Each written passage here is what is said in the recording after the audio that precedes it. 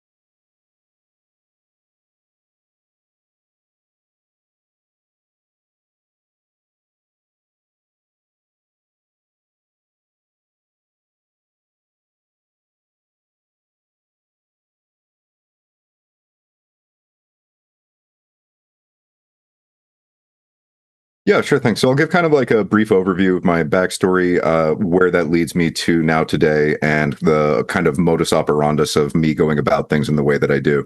So initially, I always hated public school. It was a nightmare. It was kind of like intuitively understanding that things are there to grind you down and break your spirit in a way, but I lacked the actual depth of understanding for how the system was built in order to do that. And so I always kind of knew that the system wasn't really on my side. It was more there to kind of crush me and ruin my life. But I was a very creative and artistic individual. So I kind of escaped to playing video games and then writing books in my spare time. And as I gradually went through the process of exploring creative storytelling, I eventually came across the documentary of Zeitgeist. And Zeitgeist was something that touched on, went very beyond my scope of understanding at that juncture in time. And the thing that was most interesting about that was my attempts to talk about the issue with other people. And that was something that I was always met with a great deal of resistance to. People didn't really want to talk about it. They were always very dismissive, or they had certain questions that they'd ask that I didn't have the answers to. And so after seeing that documentary, I'd go out and try and have conversations. And in those conversations, people would say things like, okay, well, what about this? And I didn't know the answer. So I'd have to go and research that. And then I'd give them those answers and they'd ask another question. And I didn't have that answer. So I'd have to go and research that.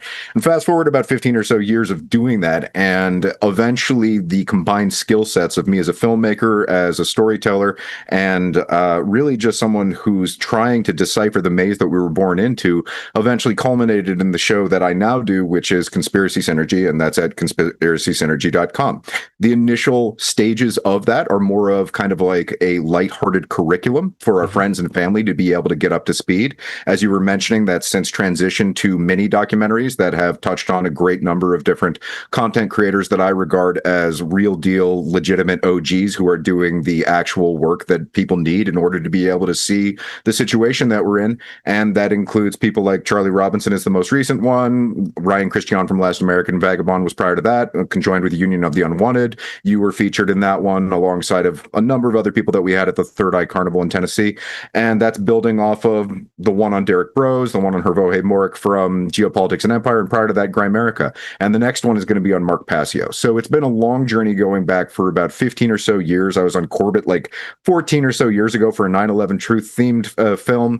And my entire idea is basically giving people the refined media that they need so that they don't have to do the same kind of thing themselves. Instead, they can pass along that quick encapsulative blip, and then that will get their friends and family up to speed so that they can then jump into the depths of it, which is the kind of work that you do. Absolutely, and I appreciate everything that you do because I seem to find that the most frustrating part about doing all of this is that anytime you try to explain like one facet of like a connection or control or association, it's like you have to then unfold mountains and mountains of context for people to understand like the implications to certain things. Like if I say, Jeff Bezos's dad was, prominent in founding DARPA, most people are like, okay, cool, he founded some government agency. I don't know why that matters.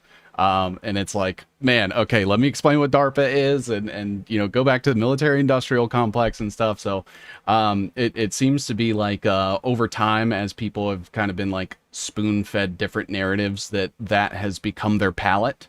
So you almost have to do that, and I that's why I love like these introductory things for people, because like trying to shatter their whole worldview is an insurmountable task. You're up against the people with all the money, all the media and stuff. So it's like, if you can just plant that one seed to get them to question things, think for themselves and stuff, that goes further than anything, and like trying to force it on them or something like that. Like really think things through.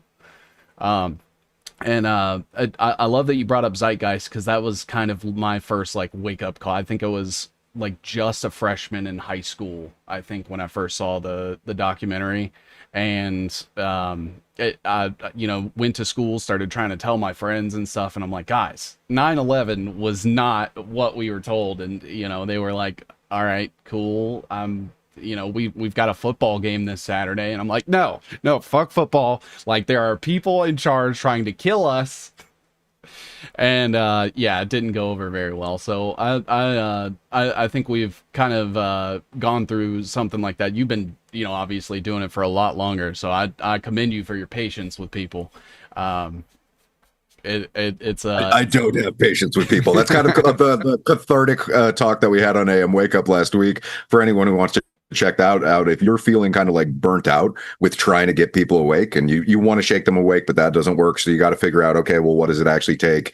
And then that's when you realize that it's kind of like a lifelong thing, kind of like G. Edward Griffin. He'll talk about it. When he first came to a deeper state of awareness, he thought that he'd be able to accomplish in a relatively short interval, and the dude's in his 90s and he's still doing it, and people still haven't really snapped in. So yeah, no, I relate on every level. I'm as patient with people as the situation allows, and I'm getting pretty worn down with just like the impasse that we seem to be up against. And yeah, I don't know how that's going to work out.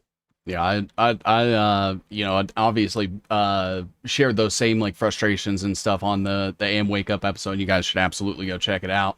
I had a little bit of a I don't know what you would call it, like a break, not really a breakdown, but really just like a moment of like frustration that I just needed to vent. And a lot of it came from when we appeared together on the Union of the Unwanted. And I got to thank you again, man, for like during that episode, there were so many things that I wanted to say, as far as like RFK and the health freedom movement and stuff that you managed to come out and say. And I was like, physically like applauding you and saying like, thank you for bringing this up, and like, why are we wasting our time with this false narrative of a political savior yet again? And that was really kind of like what sparked this. I was like, man, I have gone too long without having a conversation with you, and so that's what sort of piqued me to be like, you're gonna be my next guest, no questions asked.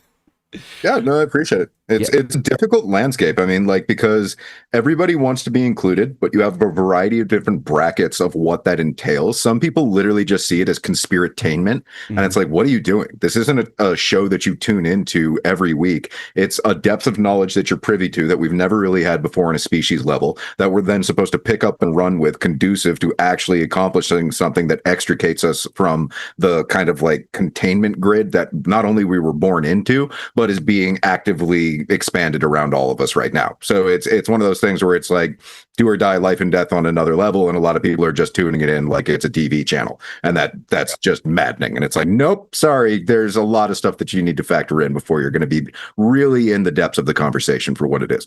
Yeah. Absolutely. Yeah. I see people following like the day-to-day headlines and the narratives and stuff, and I'm like, guys, this is just noise. It's crumbs for the peasants, the pigeons.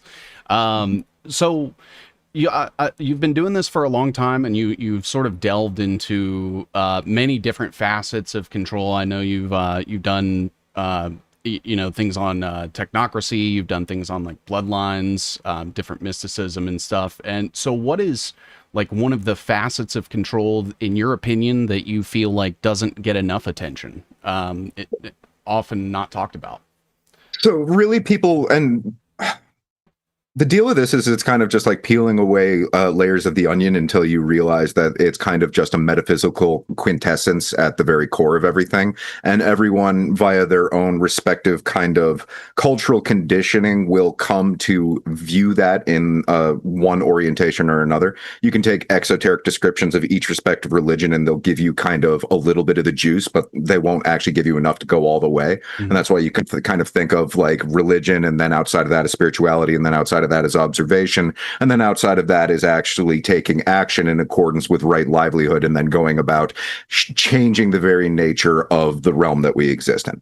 And I describe it as a realm because different people will be hijacked by different kind of like cul-de-sacs of inquiry, i.e. flat earth, stuff like that. I don't freaking know. I don't contend one way or the other, but I see it as an order of operation sabotage, so that we'll care more about the shape of something than we'll care about the state of something. So fundamentally, on the deepest possible level, this is a metaphysical phenomena that you can basically describe very simply as good versus evil. We need to understand that morality is objective, that it exists inherently within this realm, and that the degree to which we either do or do not live in accordance with objective morality is the degree to which we then experience adversity in the aggregate of the species. So what that would basically mean is that the more in which we go about allowing government to exist, participating in it, the more in which we see a proportionate rendering of democide. And that's what's happening right now. And it's just been branded differently than it's occurred before, because it used to be that it was much more bloody and much more overt via conventional warfare. And that does still happen in proxy ways, but it seems like it's more of just like plays on a chessboard. And underneath that are various different layers of deep states and secret societies and ideologies. And at a certain point, it really just does come down to what degree do you align with, and to what degree does society align with objective morality. That then is the metaphysical trigger that proliferates through everything and everybody. And that's what we're doing right now. We're trying to figure out, okay, what is the state of what we are living in? What is the actual priority for us to understand? And then what actions do we take in order to be able to better ourselves and so to our fellow men? I love that. Yeah, and to your point, the entire concept of like morality being subjective, I think is a huge part of it, because that's where you start to get like these slow erosions where instead of having things that are black and white, they attempt to muddy that with gray areas of like straw men or, one-off situations that really put people in like these moral conundrums to like basically compromise their own convictions. Yeah, it's kind of like Voltaire, I think it was. If you can convince people to believe absurdities, you can convince people to commit atrocities. Yeah. And so that's why they keep appealing to people's emotional, kind of baser, instinctual, oh, well, if you frame it that way and you get enough people in a room, then it's the Ash effect and they'll all just go along with it because they don't have the courage to stand up completely by themselves against everybody on behalf of what's right. Yeah. And that's sort of where we're at, is people have been through the compulsory school system, as alluding before. It's designed to do that to you. It kind of makes it so that you're more of a vessel, or you're receptive to kind of like we're a herd species as human beings. So that means that we can be herded by what we heard. If you heard it, all of a sudden it herds you, and then everybody sees that as their point of view, when you're really just sandwiched between other people and you aren't able to make it outside of the herd. And if you actually make it outside of the herd, you see, oh shit, it's a wolves in sheep clothing dynamic, which is the Fabian socialist kind of thing. And it goes back as long as we've been around, and we've been incrementally dumbed down and just led to blindly trust those before us, even though it's ultimately going to cull us. That's kind of what's happening. And we need to get people to understand that in a deep and nuanced level, because once they snap out of it, you don't really have to go anywhere, because you start to become aware. And then that changes how you interface and interact with everyone in your midst. And at a certain point, if we do that enough, we can kind of just eviscerate the pre-existing constraints of the system that's been built, simply by way of our awareness and shifting how we go about conducting ourselves on this earth. Absolutely. I completely agree. Like one example is, I very recently, like within the last year or so, became aware of like the Saturn worshiping aspect of things. And it's like the Boehner Madoff phenomenon, where it's like the second I learned about that, now I see the symbolism and the imagery everywhere. and I'll be just going about my regular life, and it's like I'll scroll through like Netflix at the end of the day. I'm like trying to fall asleep to something. I'm like, that's revelation of the method. That's, you know, iconography. That's you know, whatever. Like the AI stuff is especially getting pushed now, with like different horror movies and stuff, and people are always like, well, if they're trying to promote AI, why would they show this like in a terrible way and show AI as a bad thing? And it's like, well, the mere saturation of the concept itself is the normalization aspect of it, and that's what I think a lot of people miss. And so we talk about like the scope and the scale, and I have some opinions, and I'll share them with you after this question. But when do you think it started? Like, where does this all kind of go back? Is there like a finite point in history where we can say like this is what, you know, basically accelerated the control mechanisms, to allow them to spread? So there are different punctuation points where, and they build up to that. You can look at like 9/11 being a 40-year plan in order to be able to see that. You know, I think it, and how the Project for the New American Century, giving the idea that, okay, well, they very much are planning not just decades but centuries in advance. And okay, well, is that the cap of it? Okay, what does that go back to? And you get into the, you know, like the MI6 preceding OSS preceding, et cetera, and so forth. And you'll continue to go back and back and back and back and back. And eventually you realize, no, this goes back into time immemorial. And it really is just something that isn't a recent puncture mark like a vampire getting a new victim. It is more something that is just fundamentally aligned with the force of involution. And so once you understand that it is antithetical to the well-being of the expansion of consciousness for all human beings, it's more of kind of like Saturn worship, like you were touching on. That's tethering people to the past, and that's trying to keep them in something that would just see them go through the motions of animal sacrifice, only this time we're the animals. And that's kind of how this whole thing has been built. So I see the scope of this as literally all of history. You know, the history is written by the victor kind of thing. You can look at what the publications from a forensic historical perspective of what news media was in the United States before like the early 1900s or late 1800s. It was more of a wild west of archaeology being just radically different than we've been exposed to. And you can look at people like Archaics, who's Jason Breshears. He'll go into that. You can then corroborate that through someone named the Archivist, who himself has gone by on a state-by-state archival level of what actually existed prior to the Smithsonian coming in and trying to basically say, no, these are the limits of what does or does not exist. And then if you go out there and you talk about all of this, there are a lot of people who don't understand its significance. They don't understand that history has largely been hijacked.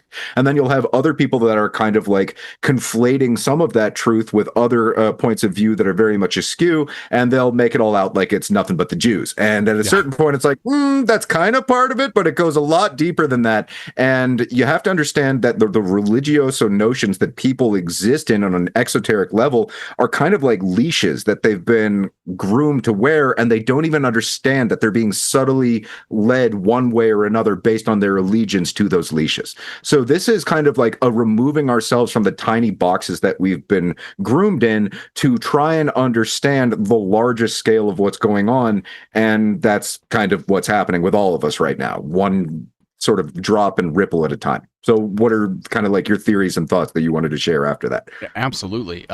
So as far back as I could go with, you know, just like archaeological records and historical like tellings of like the migrations of people was kind of what I was looking at. And it seems to go back at least as far as the war between the Kish and the Akkadians. So the Kish were more aligned with like the ancient Sumerian beliefs of, you know, how they were tied more into like worshiping nature. So they had like different natural deities, like a tree spirit. They had a sun spirit, water spirit, and things like that. And the Akkadians were more of the Mesopotamian beliefs, and that's where you had like the personification of gods, like like Baal, Moloch, the regular stars there. And they ended up warring in like the year 6000 or like 6000 BC, 4000 BC, something like that. And the king of Sargon ended up winning that war. And then from there is where I started to see like a huge expansion of like Mesopotamian beliefs and like branches and splinters off of that, all basically coming from like that Middle East region, where they're still very much in conflict today. Yeah. Now that's obviously taking it with the grain of salt, like you said, where history has been hijacked, and you do have to practice discernment and kind of look at like adjacent events to kind of get, I think, like a true telling of the story, like who benefited, what ended up happening before then, what happened after. And I think taking all of that into context, that's about as far back as I can go and comfortably say, like, I at least know it's this far back. It gets really uncomfortable when you're looking at timelines. I mean, you can think of the way in which we date things for like tree rings. We used to think that there was an annual thing. It's actually based on rain season. If you look at Egyptians, they weren't necessarily following the sun, they were following lunar patterns. Mm-hmm. So that's when we can add or detract huge number of years. And I don't freaking know. I will put it this way. I got zero idea when it comes to what the definitive, accurate timeline of how long this has been going on is, which is why I say it goes back into time immemorial. Yep. It's almost like it's baked into what it is for us to experience this as real. Some people would describe that as a simulation theory kind of thing. I don't really see it that way, but my conception of it is more close to, or it's kind of just like mysticism, frankly. It's more of like a right hemispheric notation. The closest that I can come to describing it verbally would be, I almost think of this reality as kind of like a womb or a cocoon that we're all in with no separation between one another, and we're gradually influencing each other until we individuate the reality of where we're at enough to then see a phase shift in the very paradigm of existence itself.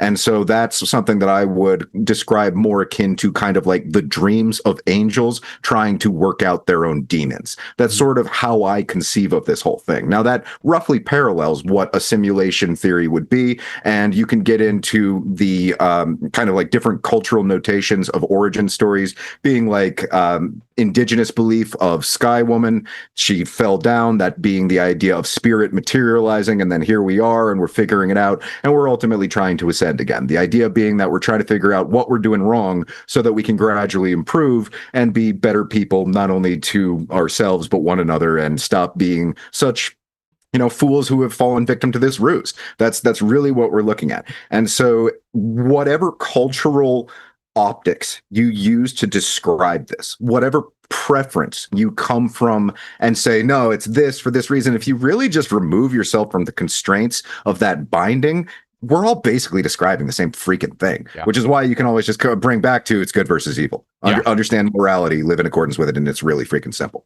Absolutely. And so if that is the case as far as things go, in your opinion, do you think that this was more of a like artificial implanting of these things by like a specific group, or do you see it as more of these are the extremes of our natural evolution, just as far as like being social creatures, how we interact with our environment? Do you think these like principles and methodologies just kind of formed naturally? So it's kind of just like the degree to which you align with an ego-based mentality, which is typically more materialist, versus that which you align with something that would transcend ego, and that's intuition. So you can think of instinct as the highest level for an animal, but intuition is the highest level for the soul. And so the bestial notation of trying to tether people to a material identification then is kind of like a glass ceiling that's installed that inhibits soul development at large. And that's why you'll see religions, by and large, being drafted by dark occultists as that which is then handed to us so that we will see the truth, but we'll keep it inside of a tiny little cage. And then when you say that, some people are just absolutely enraged because to them, that's all there is. And they don't understand that at a certain point, you're able to sort of get out of the exoteric constraints to an esoteric understanding. And then you're really off and running. But at a certain point, if you go back and you try and present that thing to something who doesn't understand that yet, they'll see you as a demon and they'll try and kill you. And so it's one of those things where we're in this constant conundrum of the language that people bring to describe a situation that in essence habitually entrains and binds them to a simpler version that still gives you the truth in a way. And I'll put it this way: it's like a Lego box version of a Lamborghini versus what the real thing is. Mm-hmm. It's yeah, they're basically the same thing, but there's a pretty big difference there, and there's a pretty big graduation in the sense of power and what it takes to be able to handle that. So at a certain point, it's almost like been built as a control grid spectrum for the leveling up of consciousness between everyone. And some people, if they didn't have those simpler versions, they might actually be really dangerous to themselves and one another. So there's all kinds of different kind of questions that remain unanswered. Is it a subterranean civilization? Be that a literal thing overlapping with a deep underground military base? And is that kind of something that has popped its head up over and over again in order to influence what's happening on a surface level thing? Is that just a metaphor for mystery schools and a deeper understanding of knowledge? And it's really just something that's more like that. Other people have contended, is it a breakaway civilization insofar as going out into space? Is it non-human intelligences via like ball lightning or any number of different things that are interfacing with us via kind of like a plasma realm that has previously in the esoteric been described as just like the ether, only now we're thinking of it differently than we did before. Mm-hmm. And at a certain point, it's kind of all of this at the same freaking time. So it's just like, oh dear God, how complicated is this? And there are no words to describe how complicated it is. You do the Venn diagram thing where it's just like, okay, this keeps getting bigger, it keeps getting more connected, and that's just going to keep growing between all of us. At a certain point, we reach a symposium of differentiating and delineating the people who are just doing this as a casual retweet, get likes kind of thing versus no, fuck all that, what's actually going on. We need to solve this and actually come to some sort of conclusion, because otherwise it's going to be their conclusion that they have programmed into us, which you can look at it as a simple kind of like following the biblical script. Mm-hmm. It isn't that the end times are coming and there's nothing we can do about it. It's a script that's been written so that people will follow along with it. And you can see that via Christian Zionism and that whole kind of thing. Absolutely. So that's the situation that we're in. And we're all trying to like figure it out at the same time. And then we do that through the cross-pollination of conversations that we have with one another, trying to really find those heavy hitters. Yeah, absolutely. Yeah, I get asked a lot, like, okay, so who is like the end all be all of everything? Like, is it bankers? Is it the crown? Is it the Jews? You know, and it's like it's hard to say because they are all intertwined with each other and so like incestually connected that I don't think you can place the entire blame on one thing. It's like it's almost like the beehive is the control. And then every single bee is a different actor, different character, and they're all basically listening to the queen, which in my opinion is the desire for control. And that is what is kind of driving all of them to do all of these things. And there's like some pseudo hierarchy, but in the grand scheme of everything, they're all just following what will empower them further and give them, you know, more money, rights, whatever that looks like.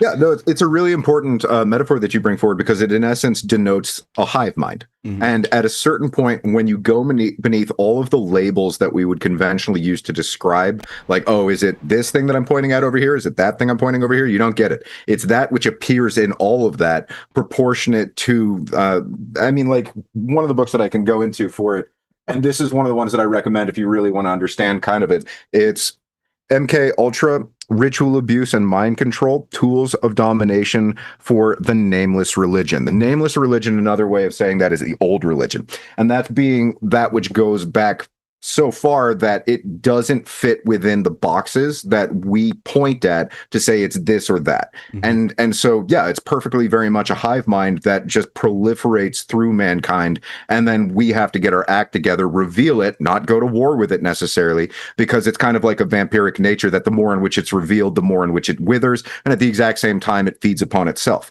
So we have to remove ourselves from basically the degree to which we have ourselves, in essence, allowed ourselves to continue to be tolerant of it, to accept it, to give our consent to it, and at the exact same time, basically give the people who were more further entwined with that an option to remove themselves from it rather than just trying to murder them for it. And that's very difficult to do, because if we create an environment right now where we're trying to form torch wielding mobs, we're literally just going to burn everything to the ground, because to a certain extent, simply by existing in these systems, all of us, myself included, have been complicit in them. If I go out right now, I'm spending money that's fiat, it doesn't exist, feeds the bankers, blah, blah, blah, stuff like that. Yeah. So this is about decommissioning the pre-existing hive mind system that has infiltrated just about all human beings, and trying to find our higher intuitive selves in order to go about basically allowing that to happen.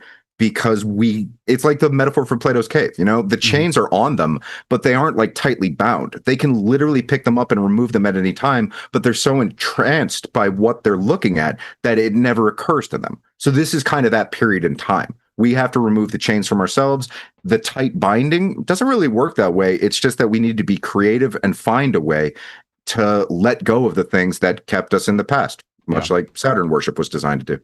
Absolutely. Yeah, I really like you bringing in the cave metaphor, because it seems like week to week that we have this show that's put on through like weekly news headlines or social media campaigns, a lot of it pushed by things like think tanks and NGOs and things that are really getting paid basically to push these things, whether that's to create chaos or justify control.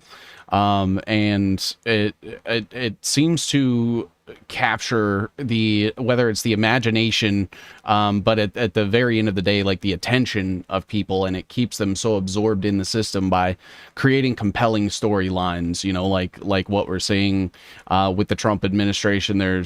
It seems like there's multiple headlines every single day. But it even goes back, the one thing that always sticks out to me is like the day that Obama wore a tan suit. Like there were probably 15 military operations that got carried out that day that nobody paid attention to because they were focused on his brown suit. And that's like the stupidest one that I can think of, but it happens constantly. And it's like, guys, that shit doesn't matter. Like, let's focus on the military industrial complex, the weapons they're making, the systems they're designing. And it's frustrating, man, because the bigger picture stuff is, I think once people are able to zoom out and kind of see, like, this goes back to, the same control aspect as like crypto and AI and technology itself and religion, like they all end up boiling back to the same point, and that is relent your agency because we know better and can do better for you. And then they use that to just run with it and make life as terrible as possible for everyone involved. So really quick, what's if you had to pick any like major inflection point in like our lifetime? I think you had brought up like 9/11 as an example, but what would you consider like the most drastic and accelerated expansion of this control grid that we're in currently and just kind of riding down the slope into? I mean, it's kind of full spectrum dominance, like gradual erosion of everything, one step at a time. And so it's one of those things where there is really no start or end to it. It's just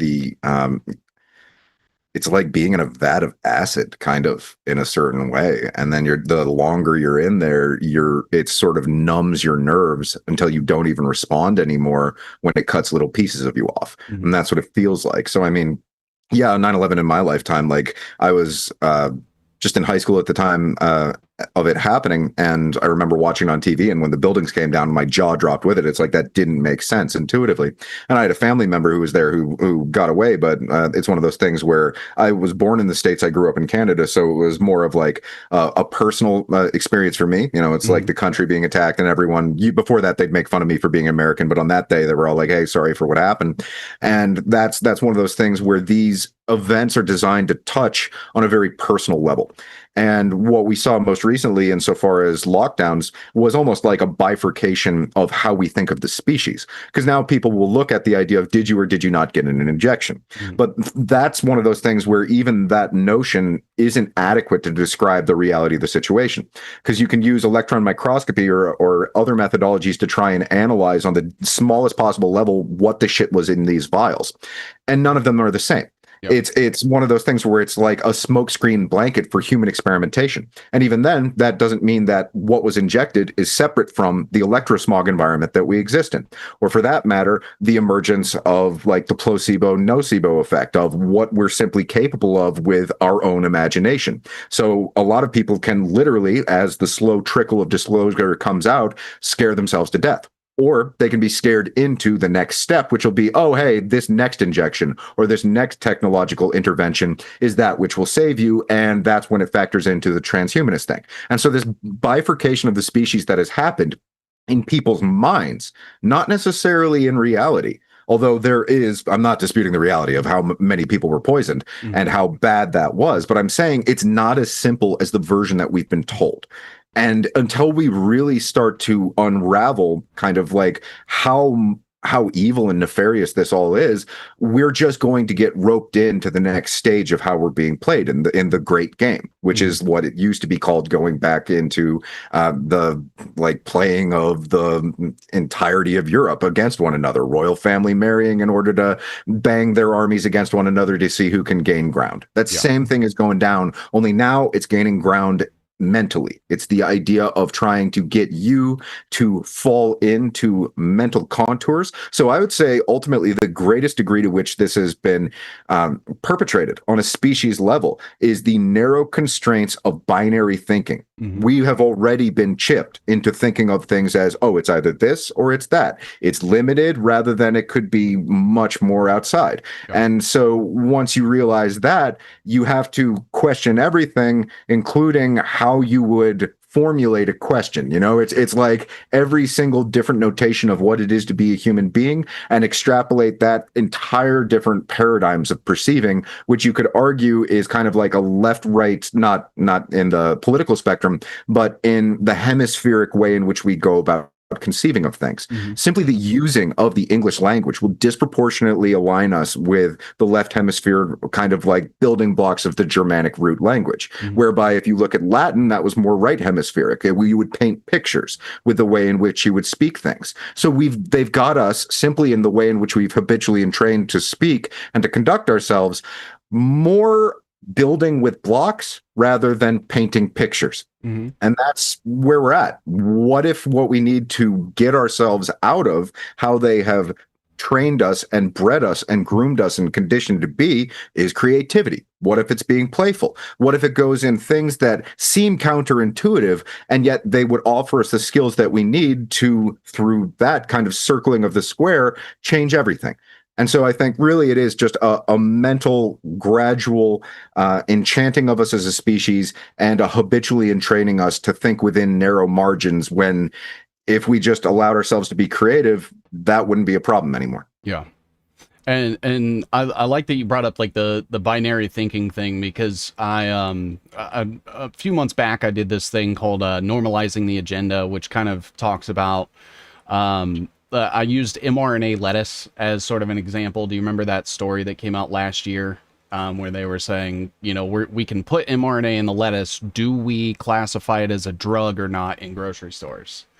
And I'm like, so this is where they start. They'll put a story out there that's fucking crazy, ridiculous, seems unnecessary. They'll gauge the public reaction, and they'll take all of those talking points that we've shared on social media and like in public where there's a microphone around. They'll feed those into AI algorithms, and they'll typically create those two camps. So one would be, yes, we need to like label the vaccine or label the lettuce as a vaccine, and we need to have it as a drug. And then some people will say, no, we don't need to label it. And, you know, the CDC, FDA knows best. So it's like neither one of them then have the talking point of maybe mRNA technology shouldn't exist at all. and we shouldn't be fucking experimenting on people. And that's where I'm always like, okay, well, if there's always two sides to something, then it's probably a psyop in some form or fashion, because somewhere in the middle of that, and then also including the people that sort of run everything, the ones that are like removing regulations and red tape and proliferating the markets with certain things, that is closer to the truth. So it just has me like looking to my left and looking to my right and being like, you guys are fighting each other over the thing that they want you to fight over, so that you don't look at the thing that we should all be working together against.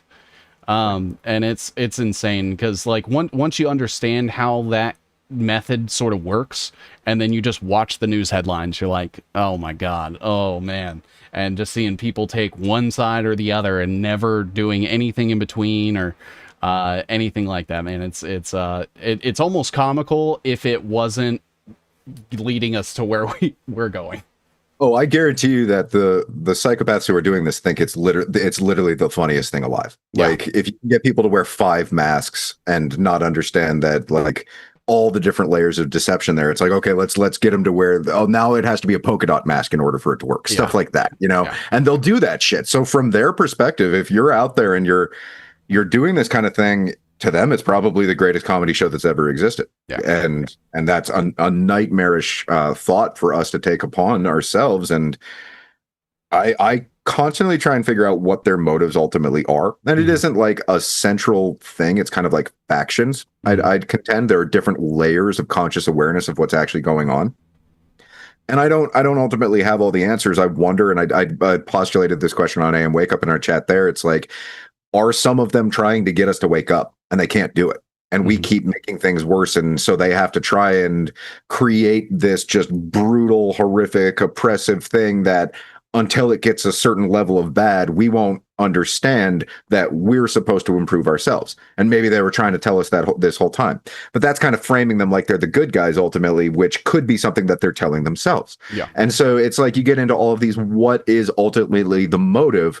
And that's one of those things where it really just boils down to the individual, because some of them will be doing it for one reason and another for another reason. You can even look at Satanism. Some of them are very much looking at it as a real religion, and others are atheists. And that's a huge splintering. And even the notion of Satanism is just, they adopted that label for it so people would associate it with the Christian religion, when Satanism is kind of just like a front organization of a bunch of like edgy kids LARPing what it is to go out there and like rage against organized religion, themselves forming another organized religion. But then that's a pruning process that will gradually see them go into deeper levels, and then it becomes a whole other thing. And so you'll see the same thing with like academic syndicates, which we think of as like post-secondary schools, but that's not really what it is. It's more like, okay, well, here's how we're going to funnel you out to the application that you're going to have in the larger infrastructure of the control grid that we've built.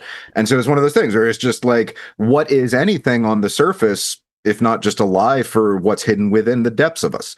And that's something that we need to pose a question to ourselves in the shadow work that we do, look honestly at, and then also be kind and forgiving enough of one another in their transgressions, because a lot of them really didn't understand the connections. They didn't understand that by pushing that button, they were electrocuting another person. Yeah. They just thought they were getting their food pellets. Yeah. And we have to kind of like come to a place of revealing things for how bad they actually are, or we're going to keep digging into that wound until there's no person left. It's just technology filling in the scar. That's kind of where we're at in this entire thing.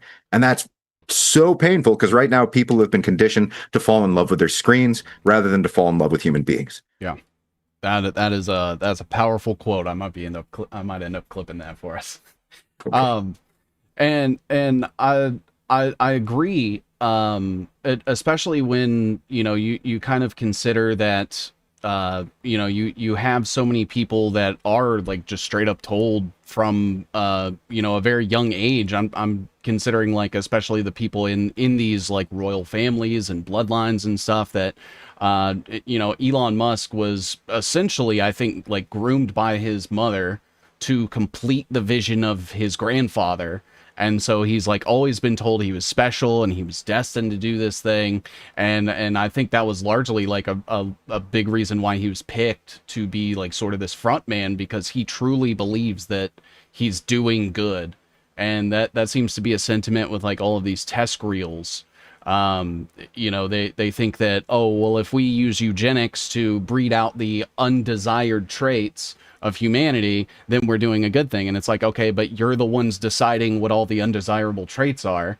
That is just supremacy. And they're like, yeah, but it's the good ones. And it becomes, like you said, that moral dilemma of, what if we could make the disabled walk again? And then that's where they start to pull on your heartstrings and stuff. And I get a lot of flack for that with when I bring up like the brain chips and stuff, because they're like, well, what if it can restore sight to somebody, or it can make somebody able to communicate with their loved one again? And it becomes well, I don't want to be the one that says like no to that person or that specific scenario, but also I know what it means when we start to relent these things, what it'll mean 10, 15 years down the line.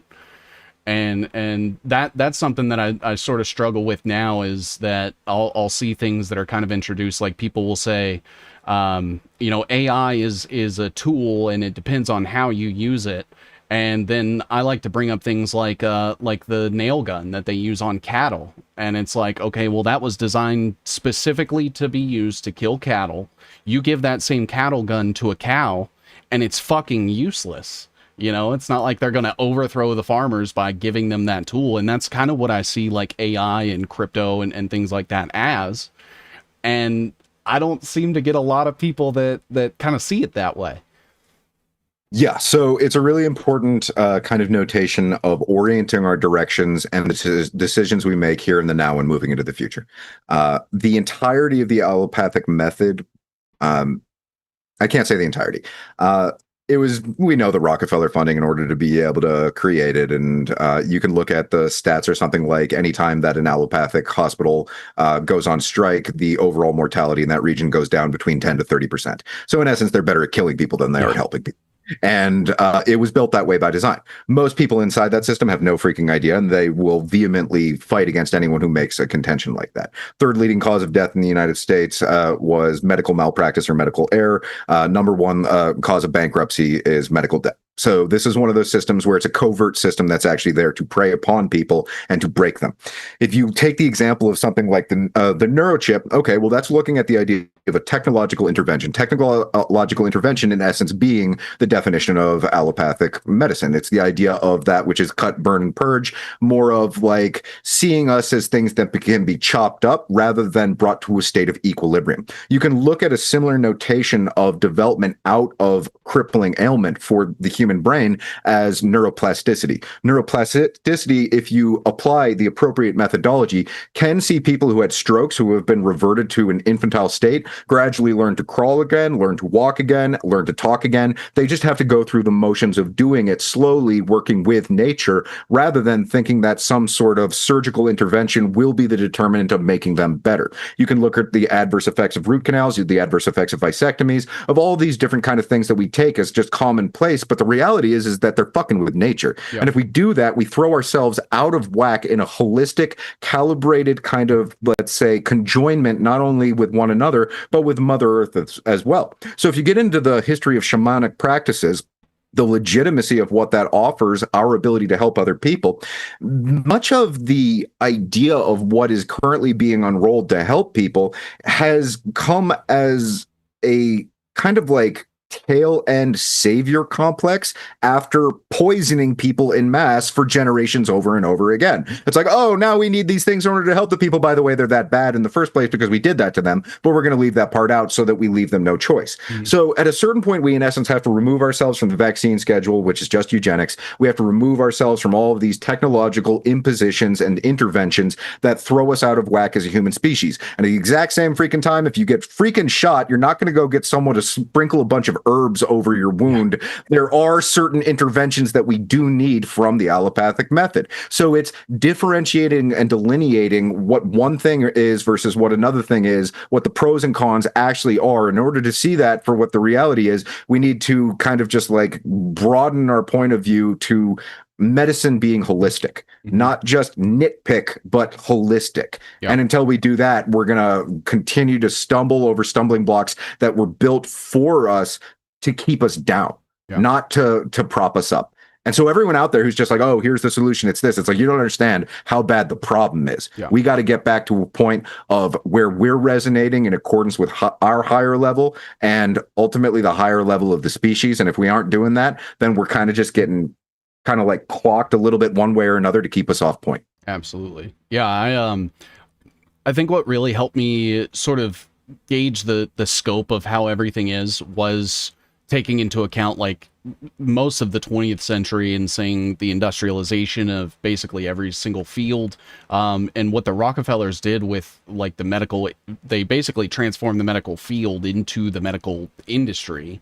And that's where they started, you know, putting tons of money into all of these different doctors and opening all these institutes and throwing money on different academic, you know, institutions and stuff to encourage, you know, people to follow their curriculum and sell their products and adopt their methodologies and stuff. And that was 100 years ago. And since then have become like essentially the staples of modern day medicine that influence all the decisions of like the WHO, the CDC, the FDA, so on and so forth.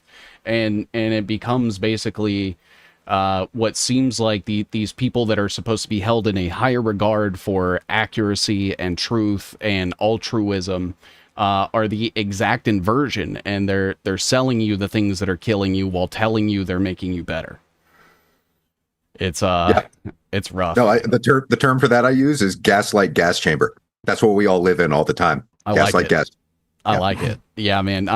Because it's one of those things. I shared a similar allegory or like metaphor the other day where I said it kind of feels like we're all standing in a house that's on fire, and people only get mad at the people that are saying that they smell smoke. Like they're not mad at the people who set the fire at all. They're mad at the people that are calling out that there's a fire, and it's wild to see because, you know, you look at it like sort of from this outside perspective and you're like, I don't know how anybody can fall for this.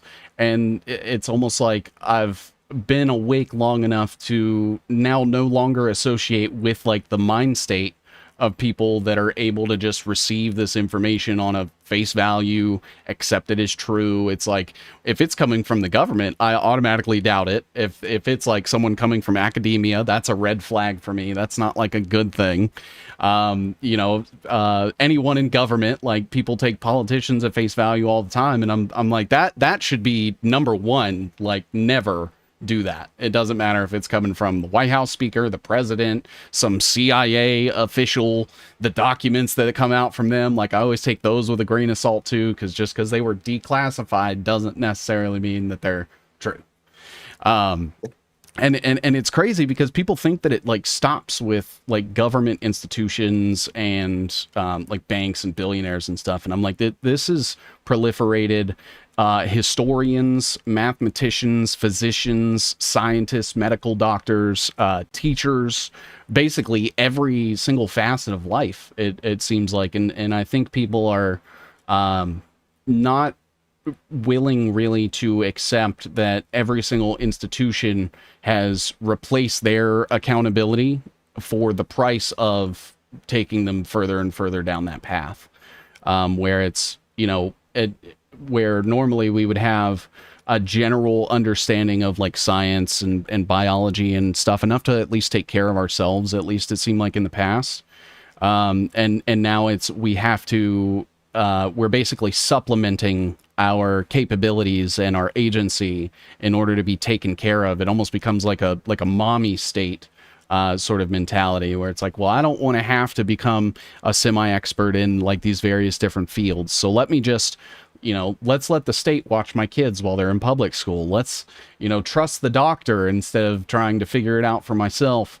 And it's overwhelming almost once you start to realize that it is everything and you should be doing your own research. It doesn't matter who it's coming from. Vet everything, question everything, and keep your head on a swivel. Yeah, no, same page on all of it. It's one of those things where it does go so deep that people aren't willing to cut that deep, and often the thing that keeps them from really seeing it is that there's some sort of bond that they have, and it's usually with another person. I mean, think of just like if you're in a marriage with someone and one person sees it and the other person doesn't. The person who sees it is going to have to diminish that proportionate to the degree that the person that doesn't. And then you can look at how they'll kind of like stack that social dynamic in a leveraging of things so that they keep us all within certain constraints. And then ultimately it's our love for each other that's holding on to those bonds, which have been sabotaged, and then it becomes bondage. And that's where we're at. And so like, we have to work with one another. We have to understand that some people are further along, some people are further behind. We can't really judge them for it. We really, I mean, we all do. Obviously, it happens. Like, what are you going to do if they're turned into a pitchfork wielding mob because they saw something on TV? It's kind of hard not to judge them for it. But at the same time, you don't go out there and you don't really necessarily go to war with them. You come to a conscientious, level-headed ability to simply converse with them. Yeah. And ideally, you would be able to sympathize, to empathize, to understand, because at a certain point in our lives, it's like, if I talk to me now, like 15 or so years ago, I'd be like, buddy, you went crazy. Yeah. At some point, you just went completely off the rails with this whole thing, because it's not that we're crazy. It's that the truth is that crazy. And that's what makes it very difficult to actually go out there and communicate to other people.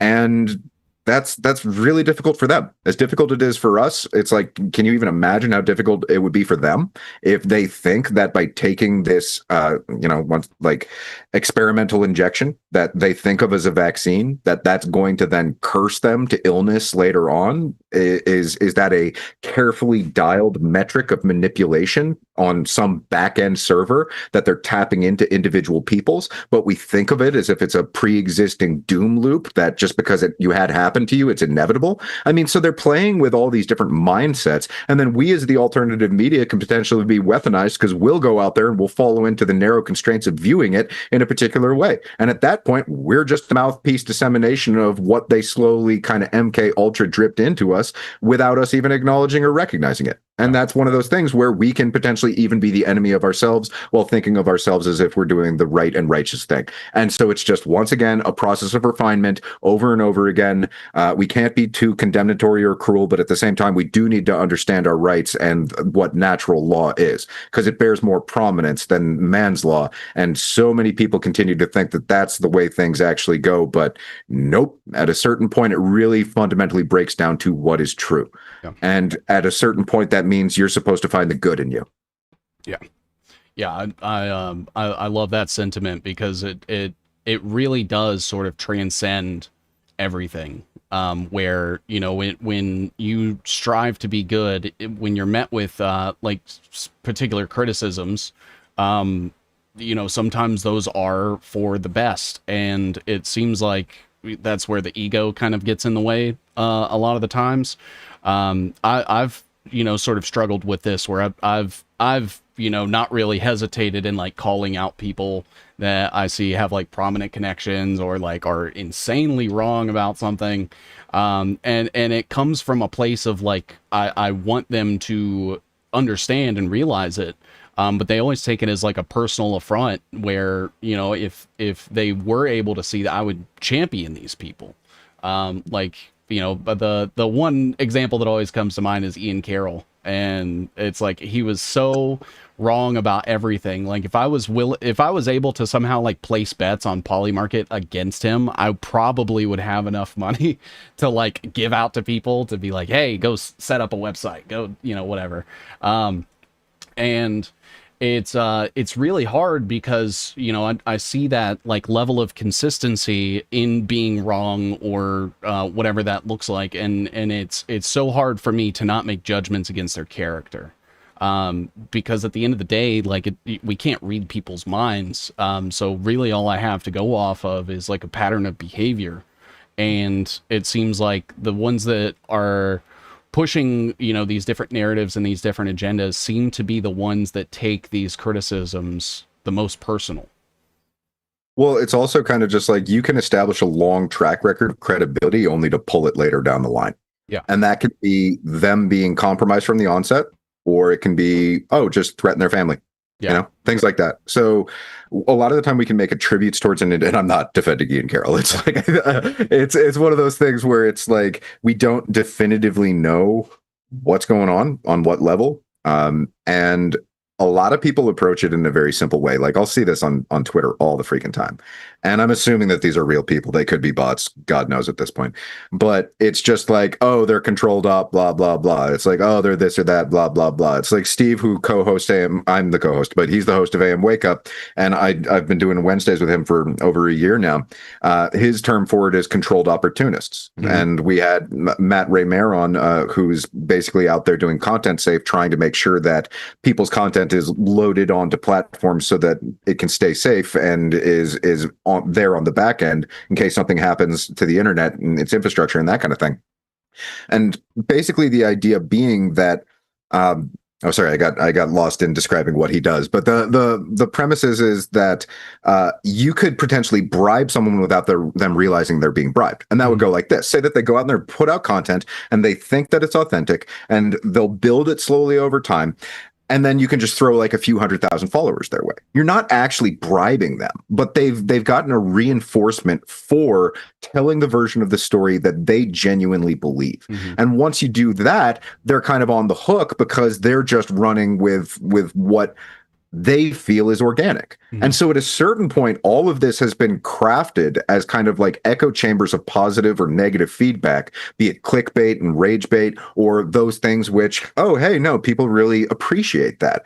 And then it comes to a point where there's this kind of like synergistic convergence between us.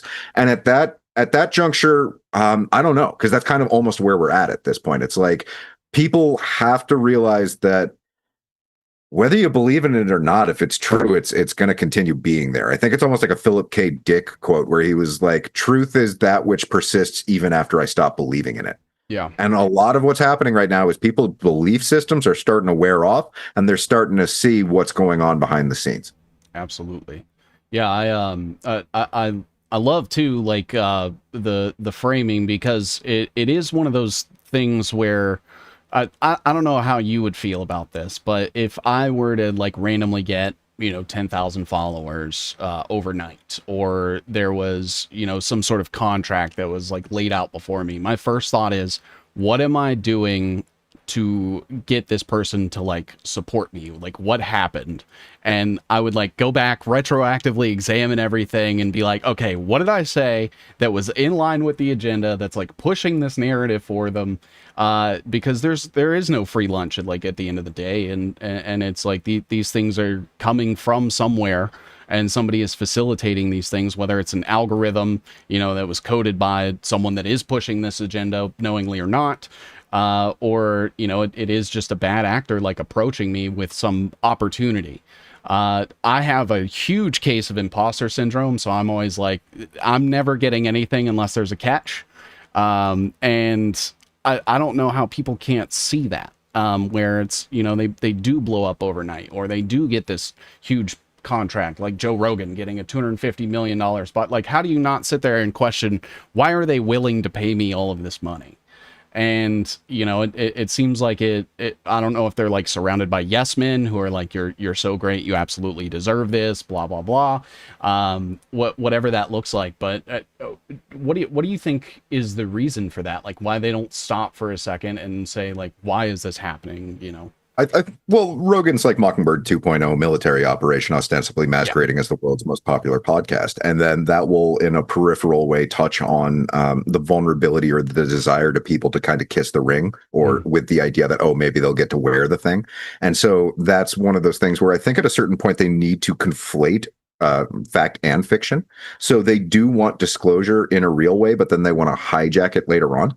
For myself, I've been doing this for a really long time, and it's like, At one point I tried to go on TikTok and they like froze my views at 82 for like a year. And I'd have different people in different parts of the world go and try and click on the thing and the view count would never go up. So that gives you an example of like some platforms are just completely controlled. Other ones, they'll have like, I don't remember what it's called. It's like bot regulation or something like that, where you'll have a lot more views and then they'll take them away. I don't really know how to trust anything that's online anymore. And that's going to get even worse moving into the AI kind of thing. So at a certain point, and I've always hypothesized that I think they want us to win so that later on they can kind of try and destroy us from within. You know, if they give the illusion that the alternative media has kind of, oh, we did it, we saved the whole day, then they can pull strings later on in a micromanaged algorithmic way, factoring all the way into the capillary facets of an individual's vices. And that can be something that could potentially be programmed or sabotaged via our devices. That's when you start to venture into the realm of work like someone like Sabrina Wallace, where she talks about the idea that CERN is just kind of like a back-end hackable kind of network that we're all plugged into, so that when we think we enter into the astral, we're just swimming around in a server. And I don't ultimately freaking know whether or not that's true or not, because I'm not privy to what she's seen over the course of her time on the inside. And at the exact same time, anyone who has been on the inside are some of the most propagandized people alive. So when they do come out and they're trying to tell the truth, what is that tethered to that isn't ultimately true? So it's just this endless clusterfuck of like basically qualifying one thing as, is it this or is it that? And how much is it this? How much is it that? What is the motivation? What is the intention, et cetera, and so forth. And it ultimately just becomes so complicated and sophisticated that a lot of people just throw up their hands and give up. And that's because it's a very difficult road to be able to get to that point. Yeah. And that's why you ultimately have to simplify it again. It's, are you trying to actually be a good person based on what is actually happening? Are you able to admit when you're wrong? What are you in this for? Are you in it for money? Are you in it for fame? Are you in it for that kind of thing? Or are you really just fundamentally trying to do the right thing because it's the right thing? And it's one of those things where we all really kind of have to step back from whatever it is that incentivized us to that which will ultimately see us grow. Yeah. And that comes with growing pains.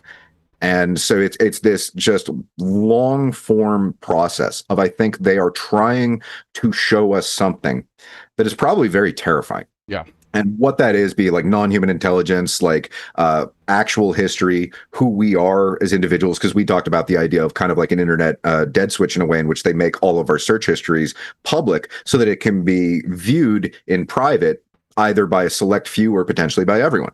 And those kind of notations would fundamentally shift the societal infrastructure so much that in that reorganization of our thought process, it could be a problem, reaction, solution. Okay, here's this new thing. And that's never going to go away, which is why I say at a certain point, we need to just come back to nature. We need to come back to things being very simple in that nature nurture way in which we would ordinarily go about organizing ourselves as people, except that we've been organized by cybernetics. And the more in which we are organized by cybernetics, we then lend our autonomy out to systems. And the original notion of the American dream was not working for anybody. And then in like the boomer kind of world, it became, oh, am I working for somebody making bank in order to be able to have all this useless shit? Yeah. So that's kind of just like the tweaking of the American dream. We need to realize what it is. Otherwise, we're gonna, I mean, one way or another, I think we're looking at some pretty hard times ahead, but that doesn't mean that it has to be the end. Yeah. And that's what I keep trying to get everyone to understand, that it's like, you, one person, whether you have a microphone in front of you or not, you have a mouth. You have the ability to go out there, speak the truth, and help other people who don't understand this yet. You can empathize with them. You can be a good person. Say that that's not your specialty. You can contribute. Yeah. One way or another, everybody has the ability to do something profound. They've just kept it deep down because they lack the courage to be able to go out there and do it. Or if they are doing it, maybe they aren't getting what they need, and that's because someone else isn't doing it. Yeah. So there is no separation. And that's one of those things where we just have to remember that every single day. And eventually we'll be able to, hopefully, knock on wood, through sheer force of will and depths of our hearts and dedication, see this right itself. Because I think we have the power to do that. Otherwise, we all would have just given up already. Yeah. Yeah, absolutely. And too, like, you know, to harken back to your point of, you know, it's so hard to tell, you know, what information is divulged and is it divulged for specific reasons and stuff, and not trusting anything online. It's like, even the people that are consistently always providing me with like good verifiable information, and seem to be on, the right side of certain topics and stuff as me, I still always have to like take everything with a grain of salt. Because and I've kind of always been this way, I think, where like, my friends have called me paranoid before, where, they'll say a certain thing or say it a certain way. And I'm like, what are you trying to do? What do you want from me?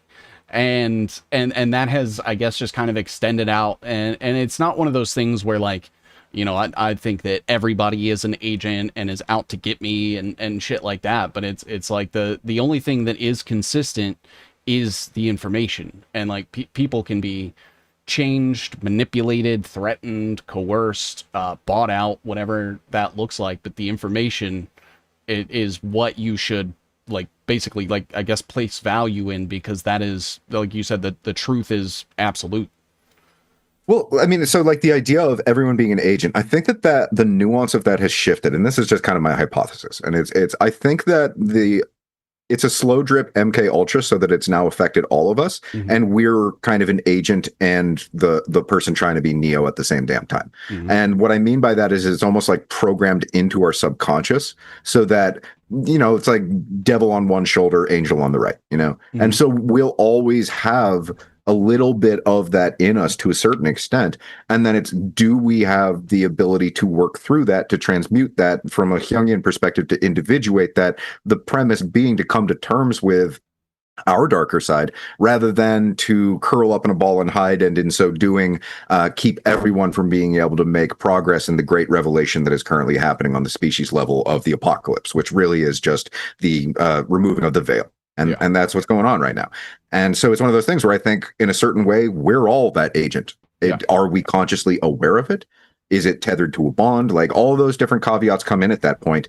And that's something to really step back and reflect on. And that's why different sort of like levels of, okay, well, where does the species go from here? What appears next? What's the next hurdle? At a certain point, you understand that occultism isn't good or bad. It's a methodology, a variety of different things that can be utilized in order to influence and affect other people. Once you try and go the right direction on this, at a certain point, that becomes initiatic science. And initiatic science is, in essence, studying people who have been pondering and pontificating the upgrade of the species for a very long time. This isn't anything new. This has been going on for a very long time. And so it's understanding those incremental steps in order to, one, figure out the lay of the land where we're at right now. Two, what is it that's on the horizon that we're moving forward? And three, what are the stumbling blocks along the way, including ourselves and the people that we know or that we trust blindly, or the things that we've accepted at face value when really it's more complex than that. The kind of notion that I put forward on the end of the Union of the Unwanted is people were talking about Putin, and I'm like, how the fuck do we even know that this dude's alive anymore? Yeah. Given what we saw with Biden, it's like the mask technology, the number of doubles that he has, why do we just accept everything on face value? Yeah. Why is everything working that way? And so it's like, once you get to that level of, I don't even know what to say if it's that fucked. Sorry, guys, it's that fucked. That's where we're at. And so this is like next level stagecraft, sorcery level shit.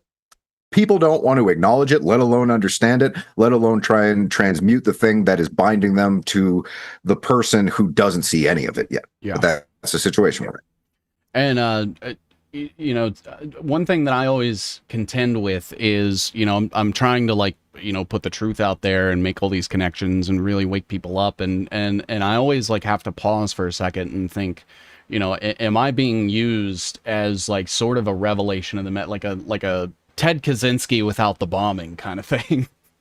Yeah. And it's always one of those things where I don't know, and the one thing that I do know to be true is, like, as I was investigating all of these things, I kind of felt that way, where it was like I feel like I do have to kind of take everything with a grain of salt, and the only person whose intentions I know to be what they are, to me are myself. And that's kind of why I started doing all of this. Was I just like had this epiphany one day, like digging into everything. I was going through the 20th century, and then started digging back into like 300 AD Rome. And I was like, they were doing the same shit then that they're doing now. And I had like this existential crisis where I was basically like in my room for a couple days, just like in bed thinking like everything's fake. It's always been fucking fake. My whole life is a lie. The world is a lie. And then I was like, I got to start telling people. And then I started doing the webs and stuff, and I was like, yeah, that, and from there it's kind of just picked up, and I'm glad that I've gotten like the support that I have, but I also always try to make it a point, like, guys, make sure that you are also like doing the research and not just trusting everything I say, and think for yourself and think critically, question everything, and I don't exactly know like what it's all about, as far as like I'm willing to admit, like I've seen a little more success, I think, than some of the people that maybe deserve it a little more, whether that's like invested time or the information that they're doing or stuff that I've learned from them, and so it always makes me wonder, like, am I heading down that path where like I'm getting rewarded for what little I am for revealing everything and normalizing it essentially to people. It's an important question. I mean, like, I look at the amount of support that I receive, which is extraordinarily little, and I think, okay, well, why the hell is that? Why aren't I getting more traction? And I ultimately think that it's kind of like, I describe, it's nonlinear time. We perceive it linearly, but it's like things happen out of order in a way that makes sense later. Mm-hmm. So sometimes you'll get things and other people won't, and there's more going on. And we don't necessarily understand that. But at a later juncture, it might become clear. And maybe it was just that you had a particular skill set or an ability to continue on with that later, whereby they didn't, because they were going to get ill or they were going to have kids and that would take their priority and all these other things. And so it becomes much more of the nuance of every single event that transpires. And that's very difficult for us to conceive of until we're actually there. For myself, I can look at my history as an artist and as a filmmaker, as a creator, as a writer, as all these different things, which then facilitate the emergence of me as a professional orator, speaking on behalf of the truth in order to try and help other people do so too.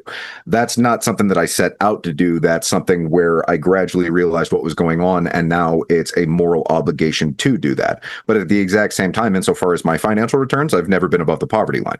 It's one of those things where I give everything as much as I can and all of my time, because like Bro said when I was interviewing him for the documentary, it's not even really a job. It's just something that consumes your life. Yeah. And that's sort of happening to all of us. And that's why I return to the point of literally every single person is a lot more powerful and profound than they realize. And they have the ability to change other people's lives in very meaningful ways. Yeah, maybe you'll have to like break down in your room for a couple of days, realizing everything is a lie before you get to that point. But once you get past that kind of like, anguish induced conundrum, then you're going to be able to go out there and help other people based on where they're at. You can't force them, you can't push them, you can't try and break them.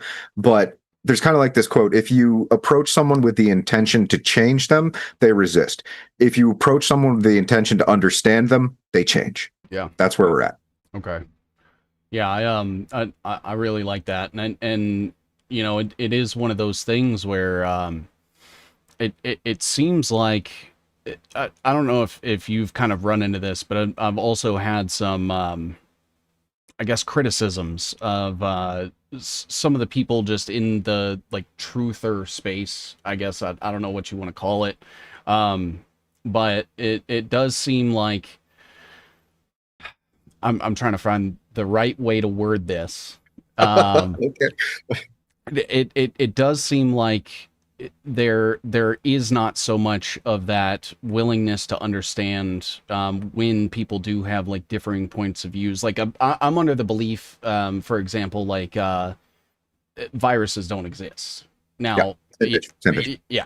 And I'm no scientist or anything, but then I see people that I agree with 99% of things, and then they talk about the COVID virus and the impact on the body and stuff. And I don't know the best way to bring those people around on certain topics like that, or, like crypto, or there being like good AI. Is there like any sort of methods that you feel like you've had success with? So, there's an Upton Sinclair quote, which is, "It's very difficult to get a man to it's very difficult to get a man to understand something if his job depends on not understanding it." Hmm. So if someone is making money off of having invested themselves in those directions, the money would have to stop going to them for investing in those directions before they would clean up and go another direction. So that's one of those unfortunate situations that a lot of people find themselves in. When it comes to the idea of viruses, I think that there is still some sort of energetic trigger, similar to like how women's menstrual cycles will sync with one another. Hmm. That's not necessarily a biological thing, that's an energetic thing. And then you can look into the degree to which the human torus, which is the energy insignia that surrounds us, that's approximately 6 feet. Interesting thing that they didn't want us 6 feet towards one another. Hmm. And we think that that's just like this arbitrary number, but it might actually overlap with a deeper understanding in another way. So you can ask someone, it's like, okay, does human flight exist? And they'll be like, no. And then it's like, well, you don't think airplanes exist? So a lot of the time people have just been roped into thinking of something in a particular way. But if you explain it differently, then they're right in a way, but it's actually this other thing. They didn't realize that there was this other avenue of thought or this other area of exploration. So are they being funded, be it, from nefarious ways, or are they just being reinforced to stay in that place? Because if you get into the entire like idea of what human health is, it's like you can extend that not just to the energetic insignia that I talked about, but you could go so far as reincarnation, the idea of past life, past karma factoring into things in this life. And then you wouldn't actually be able to get a full reading of, let's say, your health without delving into who you have been in previous incarnations.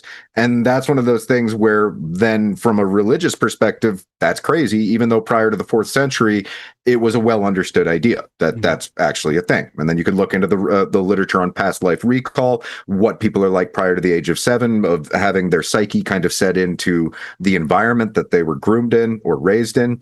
And it's one of those things where it's just a spiraling outward where eventually it becomes spiritual science. It becomes initiatic science. It becomes that which has been occulted and hid from us. And to a certain extent, we have hid that from ourselves and one another, not necessarily with the explicit intention to do so, but because it's easier to go through life like that, unfortunately. They incentivize mediocrity. And if you're not mediocre, whole bunch of crabs in the bucket are going to try and rip you apart if you try and step out of there, or for that matter, try and help them get out of there well, because it's a breeding ground for mediocrity. And it's getting worse now that AI is unfolding and all these other things. So yeah, it's just a very difficult kind of process of trying to work ourselves through it, help other people out of it, understand that some aren't ready yet, that people, unfortunately, depending on the belief system that they have been entrained with, can potentially be dangerous to themselves or others. And to a certain extent, that probably applies to all of ourselves as well, because if we were able to see everything that was going on, would we be able to handle it? Would we just break down overnight? I think it'd probably be just completely overwhelming. Yeah. And like the idea that if like in the same way in which we don't see the electrical signals that are around us, what if there's non-human intelligences around us all the time right now? And there's like some sitting beside me. If I just saw them, I'd be like, okay, can't really do a podcast right now, guys. Sorry, got to go deal with the fact that I might be completely fucking batshit crazy. It's one of those things. So it's like, how far is the truth from where we're at this current point of view? And it's probably so far out there that people just don't even have the psychological resilience to be able to conceive of it, to believe in it, to embrace it, to understand it, to be forgiving of other people who aren't willing to face any of it. And yet that's where we're very much at in this ongoing process of not just revelation of the method, but really just revelation of a fundamental different way of being. And that is happening. But it's happening, I think, slowly like this so that it doesn't happen all at once. Yeah. I always like to harken back to a David Icke quote, and it's the chasm between what we think we know and what is true is insurmountable. And I always like to think back, a year ago, all the things that I thought I knew that I really didn't know, and try to apply that like as I go through. Because there do come points in time where I'm like, okay, I think I have a pretty good idea, and I have to like stop and check myself, because it's like you can always dig deeper, you can always go further, and every time I dig deeper, it always gets worse. Yeah, It's like the Buddhist. I gotta remember the poem, but it's like I've cried all the world's tears. It's Yeah. like then you get to the point where it's like, oh, okay, yeah, I get it now. Yeah. But it's like, yeah, Yeah, it's one of those things where you had mentioned it multiple times, Art, where it's like I'm willing to admit that I don't know 100% what it is. I have a really good idea, and that helps me to inform, the ways in which I conduct myself. And it's that pursuit of always trying to make that, I guess like database of knowledge that you have to make more discerned and informed decisions as you go through life. And the cognitive dissonance that we see obviously is it's almost mind numbing to me. I'm sure you kind of feel the same way. Do you think it's more of a systemic issue, or do you think it truly is like a matter of the self? At the end of the day, like if we couldn't rely on the self, is there some way to upend the system? so I think they're kind of the same thing. Hmm. Microcosm, macrocosm, like interplay between them. Hmm. And I think that it's kind of different for everyone. So it would depend on the contextual nuance of the situation, Hmm. and it's sort of like we'd discussed before on AM Wake Up. It's like, are there entire geographic regions that have kind of like a Pleasantville persona when there's much more sinister things going on? Not only child trafficking, not only like narco terrorism, not only all this kind of stuff, different cults, you can get into all that kind of thing. Um, so the expanse of what is actually happening, the raw scope of it, is so massive that I think it's probably a number of different things happening at the same time that influence and affect one another, and yet we don't get that because Yeah. we were all born into the same sort of like media entrainment crib environment so Hmm. that we wouldn't want to escape it. And then even beyond that, there are other kind of like tiers of ascension, if you want to call them, or uh, levels of understanding. And it's one of those things where to a lot of people who are just trying to enjoy life, it's freaking exhausting. Yeah. So the onus really does fall on a select few to do that which is conducive to other people's ability to do anything at all. And Hmm. unless those select few do those things, then it's going to get really bad. Yeah. And that's Yeah. why a lot of us will just feel that. I mean, like if you're listening to this or watching this and you've just been like, I know that I need to keep caring about this very much, and maybe you've previously kind of thought of on an egoic level, you can look at the indigenous tradition of you're trying to think of each of your actions as being beneficial for the next 7 generations. Hmm. And if you factor that into nonlinear time, okay, well, maybe you haven't had a kid yet and you're doing it for their sake. And maybe they're supposed to have a kid somewhere down the line. And that's why it's so important. So at a certain point, it literally is beyond our perceptual understanding because it falls into nonlinear time in the expanse of the progression of the species. And that's beyond all of us. So really, you just have to figure out what is genuinely the right thing to do and then do it, Yeah. even if it's scary. And that's something that people continue to bump up against. And because they continue to bump up against that, that's why we haven't seen a stampede. And at the exact same time, if everybody came to realize what like we know, well, that'd probably be a stampede off a cliff. You Yeah. know, it's one of those things where it's just like, I kind of get why this needs to happen at the pace that it's happening at the same time. Even though I'm immensely frustrated that I have to watch so many people, good people, get roped into systems that were created by pure evil in order to torture them until they wake up. Yeah. And that's kind of what's going on. Yeah. Yeah. And that's probably the thing that I guess gets me the most on an emotional level is like one of my biggest pet peeves is people that lie, like for any reason, whether it's a little white lie. I think the only people you can really lie to guilt free are your boss, the police slash government, and your parents. If you're lying outside of that group of people, it's for something that I feel like is usually nefarious, even if it's to spare someone's feelings.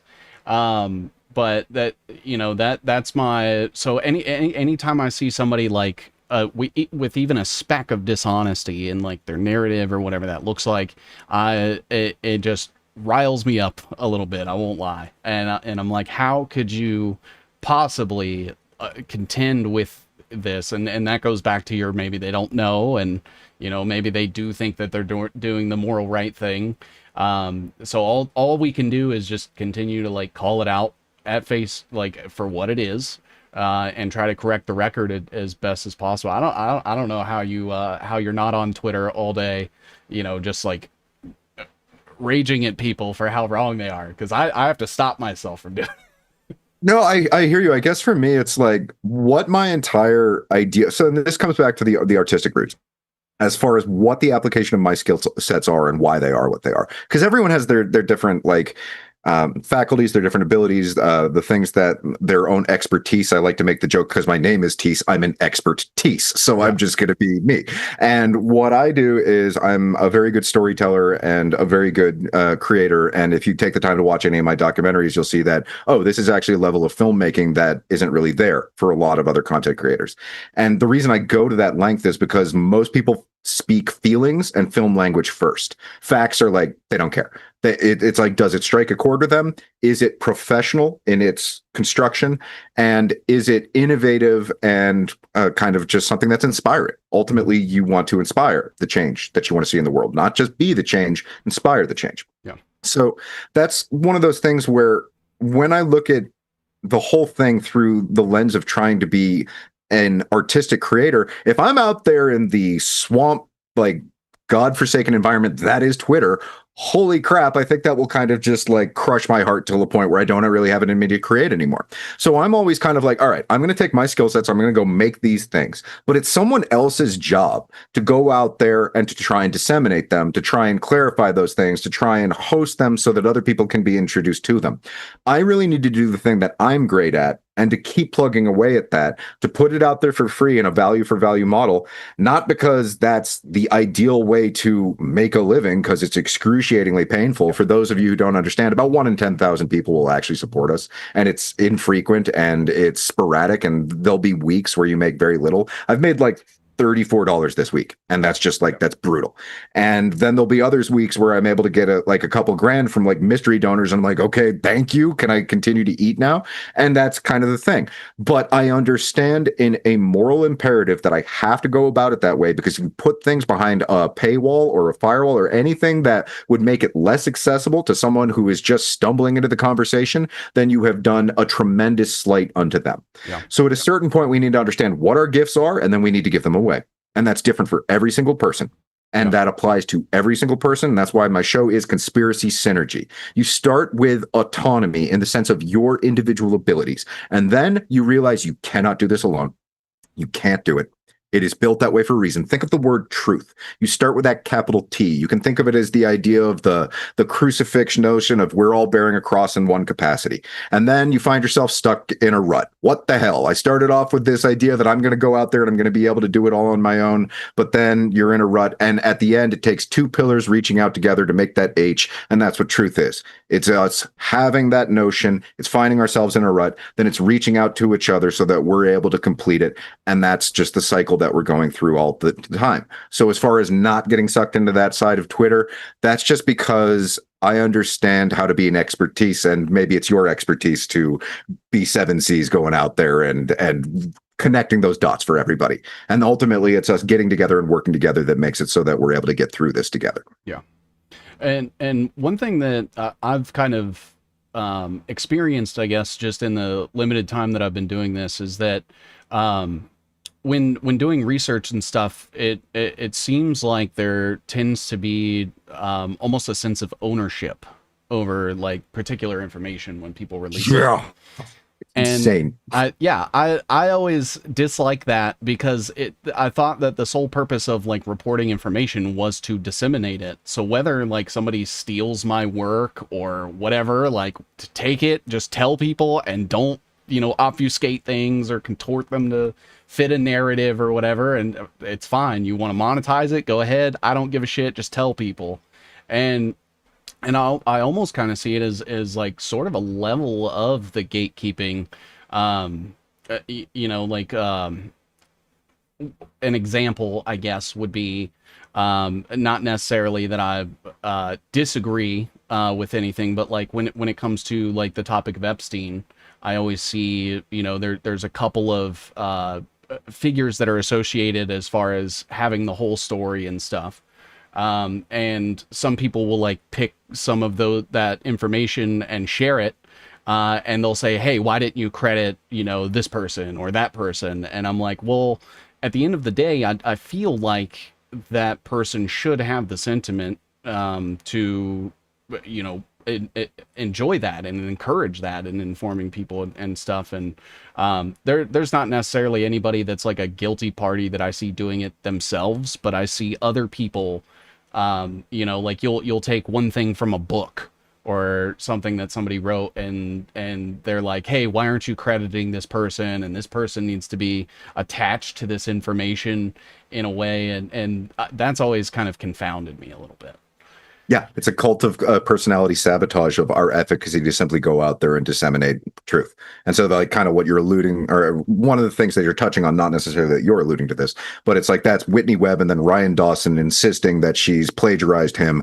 And it's like, at a certain point, maybe you bumped into information and you weren't necessarily privy to give the citation to the individual that you first bumped into that through. But what do you then do with it? Do you pick it up and run with it and create something that monumental, like One Nation Under Blackmail being Whitney Webb's books? I've heard a lot of criticism of that from someone like Amazing Polly, talking about, oh no, it's that complicated and that convoluted for a reason in order to dissuade people from a more concise understanding. And then you kind of look at it and it's like, dude, this is literally all of history. It's the freaking deep state, and it's set up in a way in which it actually is that complicated. So who's she writing the book for? People who genuinely want to understand the forensic history of what's been going on, how bad it is, all those different things? Or do you want to dumb it down to a point where it's something they can put on a TMZ headline? Yeah. And that's sort of what's happening at the exact same time via the Diddy thing. But the Diddy thing is also in and of itself just like a tiny little pocket of the larger problem. Yeah. And the larger problem is that our entire fucking society is one giant satanic ritual. Yeah. That's what it is. And so we exist inside of this system. We point to different things and then we claim ownership, but we're all supposed to be working with one another to row this ship in a better direction. So the fuck are all of you doing that you're making it about yourself rather than bettering everyone else? Because it's like, it's like high tides raise all ship. It's the idea of trying to go out there and do the right thing so that we can up everybody's game, not just our claim to fame. Absolutely. Yeah. And another point to that, and hopefully we'll get into like the better parts of like the truth sphere, I guess, if you will. But another thing that always bothers me is people that end up getting into like personal stuff, and they almost expect you to jump in and defend one side or the other. And it's like, okay, well, I'm not worried about like you two fighting about this personal thing, because you're saying truth. I like the truths that you guys say, and I just want to keep pushing that. And I don't want to be involved in, the drama, I guess, for lack of a better word. And you see it all the time. I mean, like the more manufactured ones, obviously, of like Roseanne versus Candace Owens, right? Like that's straight up a narrative. I don't even know why people invest their time in stuff like that. But then you also have like people who I feel are like genuine in the space, who end up like having a problem with somebody that, was like a personal wrongdoing, and I'm expected to sort of like write that person off entirely when I wasn't involved. It happened way before I even was like in the space, and it's almost impossible to keep up with who's done what to who. And I see it as, like you kind of said, that the scope of everything, once you zoom out, I think if people truly understood the scale of everything, that they would realize that, hey, this is not worth me like wasting time fighting this petty bullshit with you. He said, she said shit, and we can work together. And that's one thing that I really wish that I would see more in the community. Oh yeah, no, same page. Like from just doing these documentaries and having candid conversations with everybody. And this is kind of true of all of us. We'll like, oh, I like this person. I don't like that person. I think this is valid. I don't think that's valid, whatever. But there's like interpersonal butthurt politics that like go to the depth of the truth community in a way in which it sees us less a truth movement and more a truth bowel movement circling the drain because we can't get our shit together. Yeah. That's sort of what's going on. And it's a nightmare. I've gotten sucked into it at times because it's like, you do want to just try and be able to communicate things with other people, and then you'll be frustrated if you're not able to do that, and then it'll harbor a little bit of resentment. But that's more of like trying to do the right thing so that everyone will be on the same, not the same page, but like a similar level of having been able to glimpse what's out there. Yeah. And some people keep that from happening. Other people do it to try and make a living. And then at the exact same time, all of our fans or all of our listeners can do that themselves, because they'll like go into another person's kind of like echo chamber and be like, "Oh, you're wrong, attack, attack, attack." And it's like, why are we doing this? You know, it's like it's the cult of personality poisoning our ability to basically prioritize what is objectively important for everybody, and that's getting ourselves out of the situation that we're in and doing better for our fellow man. And it's just a lot. So it's one of those things. And then life happens, you know, it's like you're doing that and then this shit goes on. And it's just like, oh man, you get hit by a bus, or like somebody you love goes off the map, or you're having a really bad day. And so you go out there and you attack. And that's one of those things where we have to double back and realize that we're human at the same damn time. Yeah, absolutely.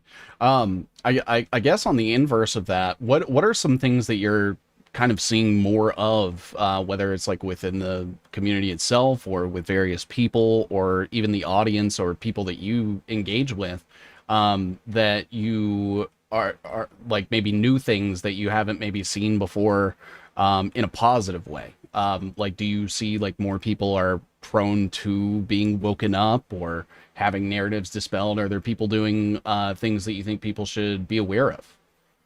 Yeah, so if you go onto my YouTube channel, and there's a video posted from the 10th anniversary of 9/11. I used to be a 9/11 truth activist. What I do is I'd wear an American flag as a blindfold and a shirt that said 9/11 was an inside job, and I'd stand there between 6 to 8 hours holding DVDs for people to take.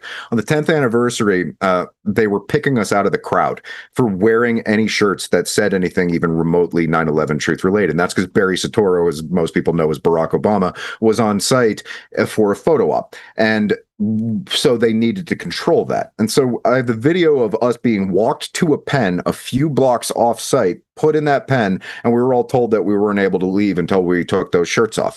And at the end of it, the cop notices that we have a camera that's recording him. So that's like way back when. Think of that as like 2011. Cops aren't ready for cameras recording them all the time. People are being removed from preserved photo shoots so that they aren't able to interfere. And the entire kind of like ambiance was that this was a historic moment where we were supposed to be there to pay tribute and homage to what had happened a decade prior, even though it had led to the war of terror and all these kinds of things. So I think of the mindset going back from my own personal life of what was happening then versus the mindset of where we're at right now. As difficult and painful as it can be to try and talk to people, it has fundamentally gotten better. People have become more receptive. They are able to at least entertain the notion of these conversations, even if they aren't able to get to the point where they really genuinely understand the expanse of the conversation. So there has been improvement in that way. At the exact same time, because I'm always learning more, that puts me in a position where, because I'm so far ahead in certain respects, that's something that can make other people feel like I'm disrespecting them if I'm trying to get them to level up quicker. Mm-hmm. So it's one of those things where I'm seeing a lot of positive progress, but I'm not necessarily seeing people get to the root of all of this. A presentation that I put together to attempt to quickly and succinctly encapsulate that for everybody is available if you go to conspiracysynergy.com, the About section. Mm-hmm. Scroll down a little bit. It says Advanced Lecture Series, and that's in 3 parts. The first one is Deconstructing the World Stage, and the other 2 are Electrical Alchemy Part 1 and Part 2.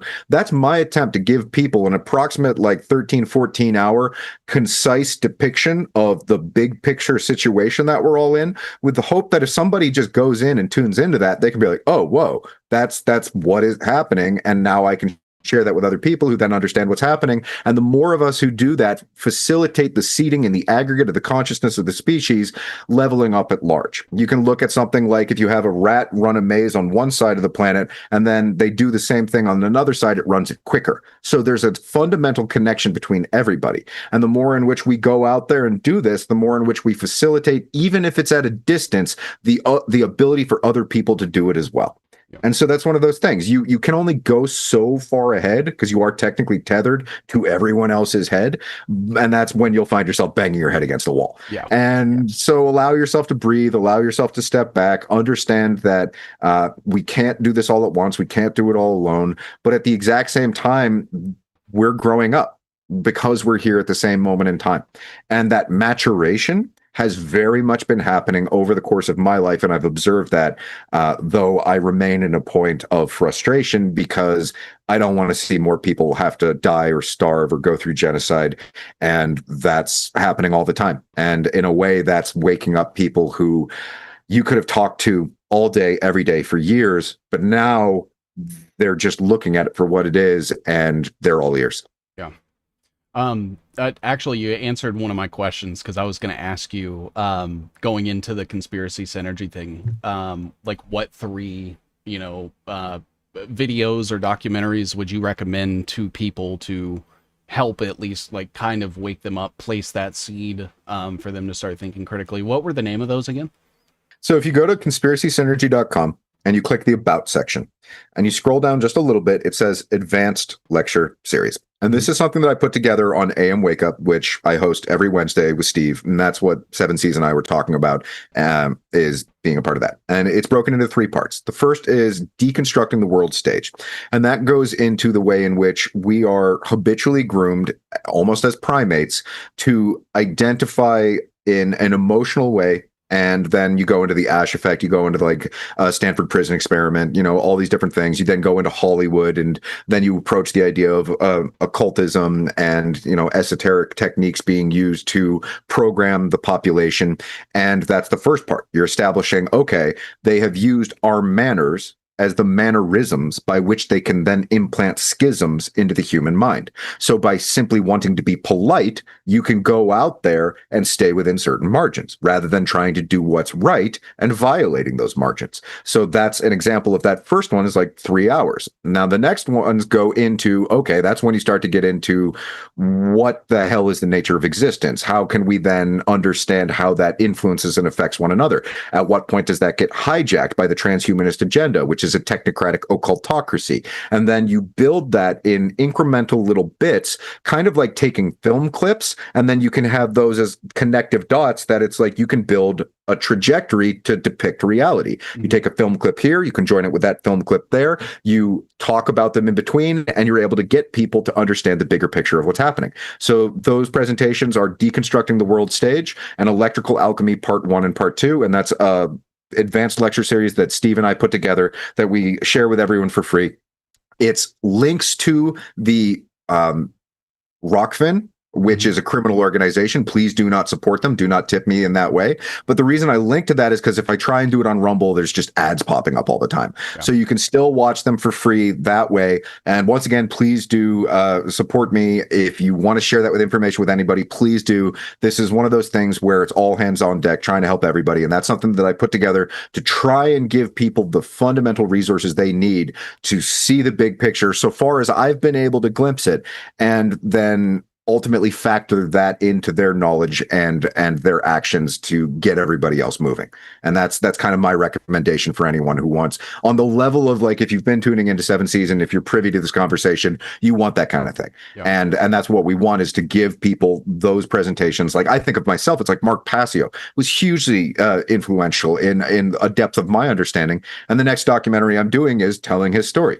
And so it's one of those things where it's just like, if anybody has a depth of information that they've taken the time to put together. I don't know if you have an advanced lecture series or anything like that yet, but I'm sure if you took the time to like do that, it would be profoundly influential, and then we could go out and share that. And I think that's one of those things that we really need to do with one another, is take the time to do this for ourselves and then take the time to share it on behalf of everyone else. Absolutely. Perfectly worded, man. And I really have to give you props on Conspiracy Synergy, because you do seem to be like one of the very few that I'm aware of that don't paywall the information and that don't hide it behind like some sort of reciprocity. Yeah. And that honestly like inspired me to kind of I created my own website last week, and the paywall thing was obviously something I kind of weighed with, and I'm like, I can't do it, because then that automatically like limits and goes against everything that I believe in, as much as it does incentivize someone to like pay their bills with that sort of model. The fact that you're willing to forego any sort of potential revenue in that way in order to increase your accessibility, I think is a testament to your character. And I think that in and of itself is like an inspiration to the way that people should conduct themselves with the information, where it's, I'm going to give you everything you need to empower yourself. If you have the means and ability to help propagate this and support it, then please do. But I'm not going to extort you financially for the information and the ability to empower yourself. So thank you for that. And speaking of conspiracy synergy, do you kind of want to give like the story of how that got started, like what inspired you to do that? Anybody that maybe helped make it happen along the way? Yeah, sure. So, I mean, I was first on Corbett about 14 years ago for a short film I did called Blindfold. And that's the story of a 9/11 widower and his preteen daughter coming to terms with what happened to their family, because he lost his wife in the towers, and then later on she gives a show and tell presentation talking about 9/11 truth. And so he thinks it's her trying to talk about the mother, when really it's her just actually understanding what happened and just trying to talk about it for what it is. And so that's a non-confrontational, emotional way of approaching the issue without making it about the various different facts, because those facts at that particular time period felt more like darts that were being thrown at people's hearts. They couldn't handle it. But if you approach it in an emotional way, then it's much more compelling and they can kind of reflect on it. And so my entire approach to what I've been doing over the course of my storytelling career has been to use the lens of art in order to be able to approach very controversial subjects. The reason is because a lot of people will shirk from controversy if you just go out there and have a conversation with them. But if you put it in a story, if you put it in a movie, if you put it in a book, if you put it in a narrative scaffolding, then they love that kind of thing. We watch horrible shit on shows all the time, but if we saw that in real life, it would be just traumatizing. So that's a very interesting way in which you can go about approaching these kind of things in an unconventional methodology. Even though it's something that we see all the time on our screen, that's a consolidated kind of like predictive programming cartel. And that's why it's very difficult to find people who tell these stories and are able to get them out there to other people, because the consolidation of narrative is one of the most profound like hijacks of the human mindset. I call it like the industrialization of art, and that's across the board. You can look at it as like funding Pollock and all these other different things in order to get us to not so much appreciate beauty anymore as just these kind of just like, you could even argue that a lot of modern art is just kind of like money laundering. So me coming from it from the perspective of an artist is, okay, how can I use my artistic skill sets to facilitate people's window of understanding without triggering them so much that they close up and aren't willing to hear anything. And so I've done that with the short film Blindfold. I've done that with my first feature film, Hold Me, which is about a woman whose job it is to hold and console people who are being voluntarily euthanized. That took me 5 years to make that film, and I'm still paying the debt from having paid for it myself. I was on Corbett again for Solutions Watch, replacing Hollywood, talking about that film. But once again, people watch it and they don't support it, even though it's something that I put out for free. It's $100,000 budget for what's basically $1 million film. And the only reason I was able to make it that way was paying for everything myself, doing 20 or more jobs myself, so much so that I created a fake name for some of the credits so that I didn't have to see my own damn name like 20 or more times. And that's one of those things where it's just like, okay, I've been doing this for a very long time. And ultimately, when it came to conspiracy synergy, I guess it was that like I'd been watching some of Passio's What on Earth is Happening podcast. And Passio's been really far ahead for a very long time, but people get pissed at him because he's so angry all the time, and they don't understand that he's angry because he's right. And so they don't really get that. And he was talking and he was saying, the fault is with you, the viewer. And I was sitting there like, well, it's not, because I'm actually doing all of this stuff and I'm constantly, but I thought, you know what, even then I can up my game. I can do it on another level.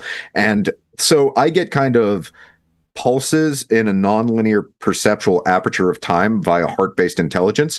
And so I was getting kind of like, through the process of working on something else, the ability to draw, which then created drawings that eventually became part of the things like this shirt that I'm wearing. It's like, I drew that. That's one of the drawings for the show. And so it was kind of like breadcrumbs on this divergent road. And I started working on Conspiracy Synergy, the show. I'd had the first few episodes recorded prior to lockdowns happening. And so the first episode is kind of just a recap of the truth movement. And it's one of those things where if you go to conspiracysynergy.com and you watch the first episode, you'll see that that's kind of just like an introduction for everybody. And then the second episode is kind of talking about our mentality surrounding revolution, how we think of it as fighting when really it's working together and helping. That's Mhm. what a real revolution is when we're able to come together and work together. And then lockdowns happened, and I'm in there like, okay, I literally got to study this all day, every day, nonstop. Even though I'd already been doing that for well over a decade, it got leveled up to a completely other thing. Yeah. And that's one of those things. I was already on that road already in an intuitive capacity that had been factored into through every single decision that I'd made over the course of my life, because I'm trying to do the right thing and I'm trying to explore and understand. And if I hadn't done that, I could have been tethered to something that could have seen me make a tragic mistake on behalf of my own life or that which would influence or negatively affect others. But I don't want to do that. So it's one of those things where what it is now has been able to grow as a result of that road. And I was on that even before I knew what it connected to. And now it's an all-in situation because that's the reality that we're all in. And I wish more people would realize that kind of thing rather than Passio barking, it's the viewer's fault. Yeah. Unfortunately, a lot of the time that's true. Yeah. People still think that there's like some sort of magical farted recipe that the like heroes that they worship on TV are going to do for them. No, get off your ass. Sorry, Yeah. I'm being nice about it, but that's the reality. And that's the reality for me. It's the reality for everybody. And the more in which we do that, at a certain point, we will overwhelm the pre-existing system so much that you don't have to fight it. It just won't freaking exist anymore. Yeah. And that's how we win this war. Yeah. And I agree because you know at the end of the day, everything on Earth is a like a market, even government, and it you know all markets kind of require the participation of people in order for it to exist at all. And that's where I'm sort of at, where it's you know even if I just wake up one person a day, one person a week, that person, you know, I think you'd mentioned like sort of a butterfly effect where, you know, something that happens today could be meaningless until 10, 15 years in the future when that one simple act maybe changes, you know, how they raise their kids and, you know, and so on and so forth. And that it obviously extends out. And you know I'm basically under the belief that I don't think we'll have like I think you had mentioned this too, like there's not going to be a shoe drop moment that's going to magically wake up the whole world all at the same time. But that is where our level of responsibility comes, because the second that you stop telling the truth, then they win, and basically the only narrative that exists is the one they want you to believe. So you know, I see a lot of the times, like when I do say things like that, that people are like, "What? Well, then why are you doing this?" And it's like, look, if I can stop one person from getting a vaccine or a brain chip or just doing like one decision that negatively impacts them for the rest of their life, that in and of itself makes it all worth it. You know? Yeah. No, it's really important for everyone to adopt that fundamental philosophy and just go out there and do what you are best at. Yeah. And you don't have to be a podcaster. You can be. Really, you just need to be someone who's authentic and has courage and utilize your own unique abilities in Yeah. whatever circumstance it is you're in. There's not necessarily anywhere you need to go. Go within. Yeah. Find that, share that, be empowered by that. Sometimes it's going to suck. Maybe you'll end up like curled up, sucking your thumb to be able to get through a particular interval of how excruciating it can be. But eventually you'll persevere as long as hopefully you're able to surround yourself with good people. And that's just one of those things where I believe that very much, and I keep trying to invest in that. It doesn't mean that there aren't going to be hurdles and psyops and major events and potentially even cataclysms down the line. But at a certain point, follow your heart and you'll do right by mankind. Yeah. I love that. And I know that you have a huge focus on like building alternatives, not necessarily like solutions to the system, because I think we're both under the impression that the system can't be fixed. It was designed to not be fixed. But for people to basically like you were saying, like create and inspire the change by doing the things that you know we need to do in order to separate ourselves from the system. What are some of the, in your opinion, like easiest things that people could do today for example, as like a baby step into starting this? Oof. So you really have to know what you're doing before you go out there and do things. Hmm. And that's one of those things where it's like I've always said that the first step is to educate yourself. Hmm. Problem is that you realize that's a never-ending journey, and oh my God. So as you educate yourself, each one of those little points of education will facilitate an adjustment in how you conduct yourself as a person. And some people, if you try and get them to do one thing, they're just not ready for it yet. But if there's another thing, oh, okay, they can do that. Yeah. And so it's a very personal and individually nuanced answer. I don't have that answer for you, but in some way, you're probably already working on it. You know, maybe you don't understand what that connects to later on, but I would say that it's very important to be able to differentiate and delineate between what is fact and fiction. And the more in which we're able to do that, on a personal level, the more in which we can then go out and help on a societal level. And that's why a lot of people will get kind of like riled up with it. It's like, oh, global warming, I need to save the world. It's like, you don't understand this yet. It's like there's a lot more to that one. And so it really is understanding the scope of the problem, even as we're all zooming out all the time. So it's a lot, but try and not be easy on yourself, but don't be so hard on yourself that you break yourself. Because I've done that over and over and over again my entire life. And if I didn't have wonderful parents who were supportive of me, I probably wouldn't have made it. And so it's one of those things, just being a loving, supporting partner or parent or friend.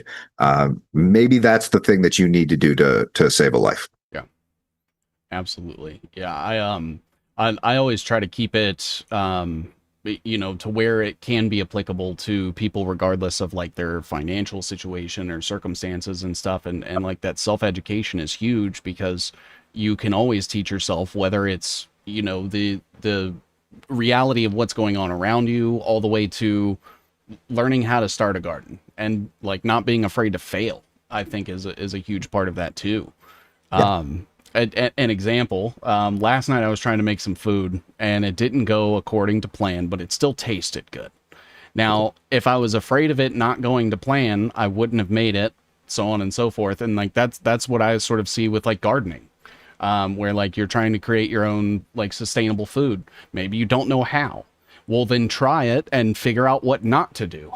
At least go find like an heirloom potato from a farmer in your area and just go toss in the backyard. It'll grow. That's a really important point. Don't just sit down thinking that it's book learning, learn in the process of doing. Yeah. So when I say get educated, that's also get moving, and educate yourself at the same time. But I guess I gave the caveat of education first because there are so many traps out there where you'll just jump in and think that it's simpler than it actually is. And then you'll actually get roped up and go in the wrong direction. So I really like your example because it's very important to learn through the process of doing, give yourself the ability to fail at things, learn from those failures, improve over time. It's like I've written 10 books and 5 of them will never see the light of day because they suck so bad. Yeah. It's one of those things where it's just like and that's painful. I remember that when I first got feedback like from an adult when I'd written a book as a kid, I just like laid in the car catatonic for like 2 hours staring at the ceiling because it felt like they just like crushed my heart. Yeah. But eventually you get over it. So it's one of those things where everyone has their own unique skill set and they're able to accomplish more than they ever imagined. What they want us to fall into is learned helplessness, but we can't do that kind of thing. Absolutely. And so like when we look at the entire scope of everything and we take into context history and all of these different systems that we've kind of talked about today, what do you suspect is like the end goal? What is the day in the life of somebody 30 years from now? Everything goes according to like the New World Order agenda. Oh, if everything goes according to the New World Order agenda, it would be an atomized individual digital experience that is so far removed from the reality that you wouldn't want to reintegrate on a human level. Now, at a certain point, nature literally won't let that happen, which is why at a certain point, this is literally a death cult. They give you this idea that, oh, no, you can go out and blah, blah, blah. And it's like the short term, it kind of works in a way and it seems a little bit sexy. And it's like, okay, I can see improvements here, but ultimately it becomes a death cult. And that's what people don't realize is that that's what this whole thing is. It gives you an illusion so sexy that you will betray reality, and then at a certain point you lose your life because of it, and so does everybody. So if it gets that bad, It'll be like a fucking comet or something. I don't think Yeah. it'll actually go like that. It'll be more like nature will throw up all of us because we didn't grow up. Yeah. And so we literally have to make it so that no, that's not going to be a thing. And the more in which people think it is a thing, it's like you're in a fucking death cult. Enjoy the brief little fat fest of you doing the wrong thing before it eventually asphyxiates you. Not autoerotically, more like an automaton stepping on your throat permanently. Yeah. That's what we're looking at, people. And it's painted in a way in which it's branded to make you think that it's going to be a sexy, futuristic, wonderful utopia. Nope. Superficial level, rip down those walls. It's basically just like a slaughterhouse, Yeah. and people don't want to understand that that's how this whole thing works. And a lot of evil people who have bought into it, they actually think that it's going to work. This is Yeah. the most brutal thing because that's how what evil loves to do. It'll get you so close to what you want, and then it eats you and feeds off of your like, no, how could it betray me? Be like, you stupid fuck, you sold Yeah. your soul. What the fuck did you think was going to happen? And so it kind of just goes like that. So I don't know if it will get that bad. If it does, nature will kind of like get us to go the right direction one way or another, even Yeah. if it's on a species level cataclysm kind of thing. Yeah. I for one am totally on board with like an EMP, something that maybe doesn't like mass kill a bunch of people, but let's take out all the electronics and the data centers and things like that, and let's just all be kind of Amish.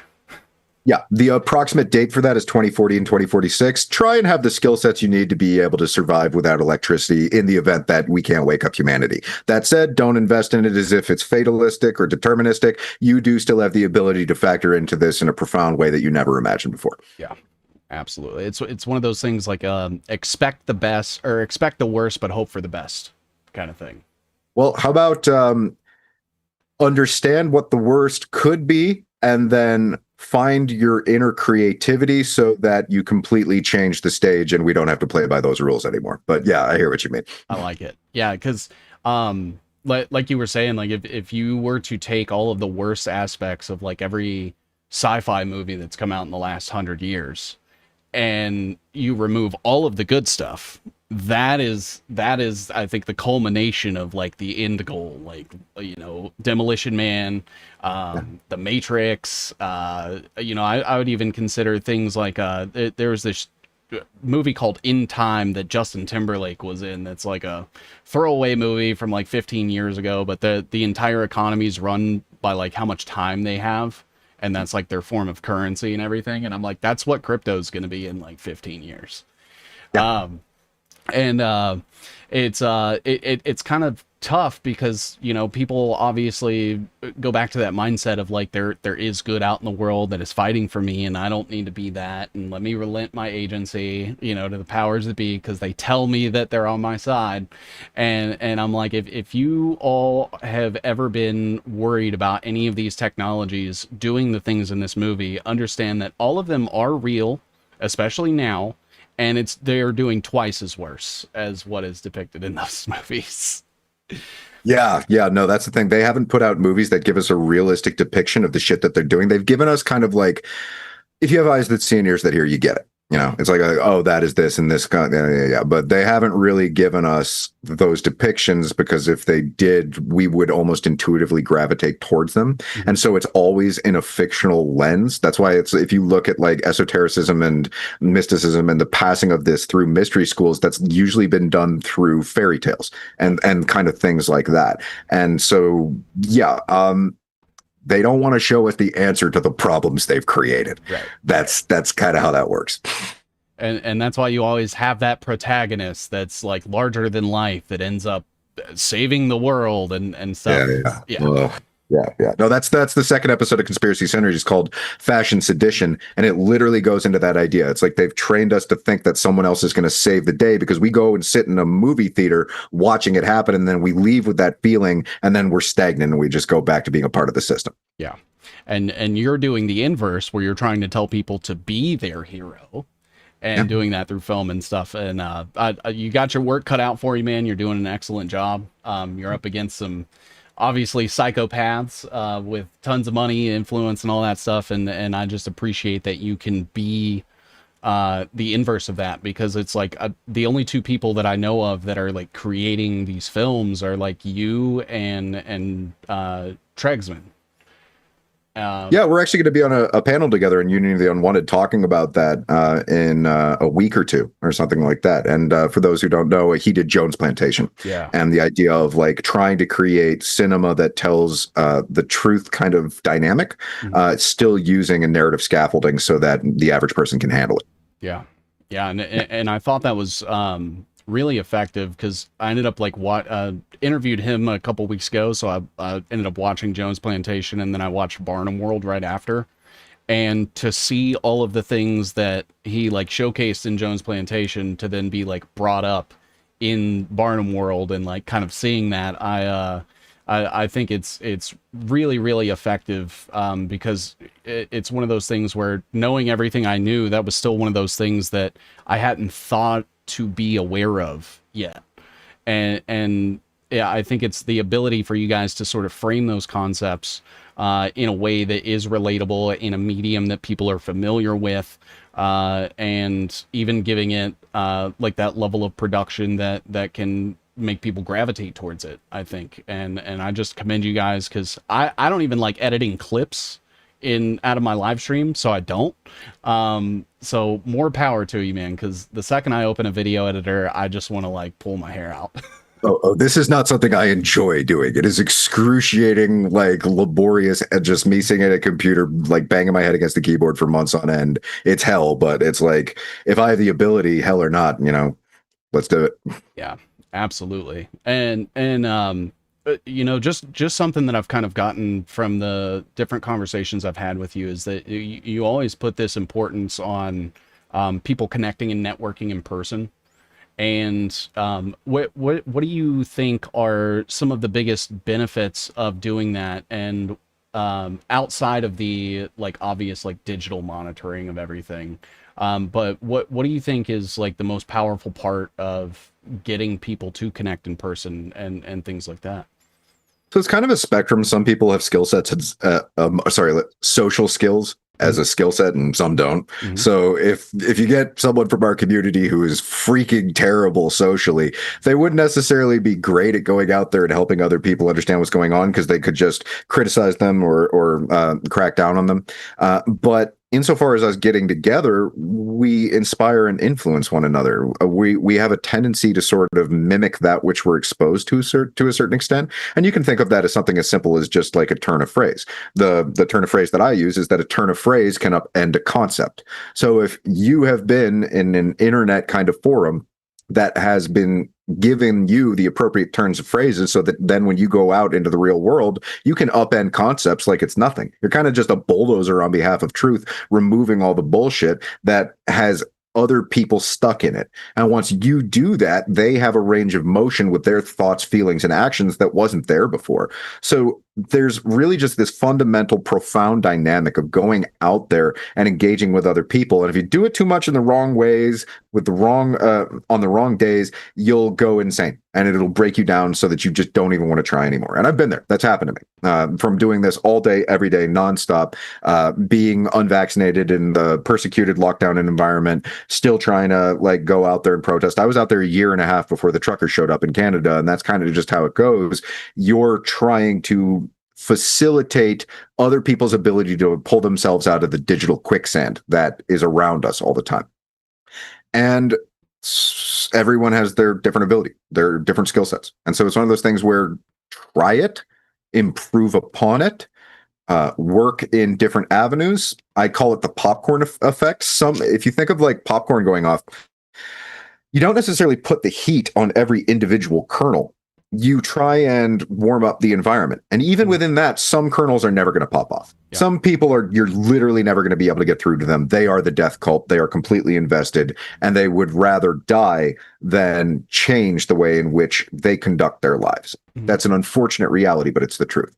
So don't get too attached to particular people, which can be very difficult if they're our own friends and family. Yeah. But at the exact same time, you can think of it this way. If you go out and you help somebody who didn't realize this stuff, that you were able to help them realize it because of your unique kind of like engagement with them, well, then they'll go out and help someone in a unique way, and then they'll go out and help someone in a unique way, and eventually it'll circle back and it'll reach the people you couldn't reach that were right in front of your face. And it's like, really, did that have to go through 100 freaking people before you were able to hear it? Because I just said it to your face. But hey, guess what? It works that way. Yeah. And so that's one of those things that we can remember, that revolution and truth telling, a lot of the time it's granular. We don't see it directly, but the more in which we go out there and do that repeatedly, we have a profound effect on everybody. Yeah, absolutely.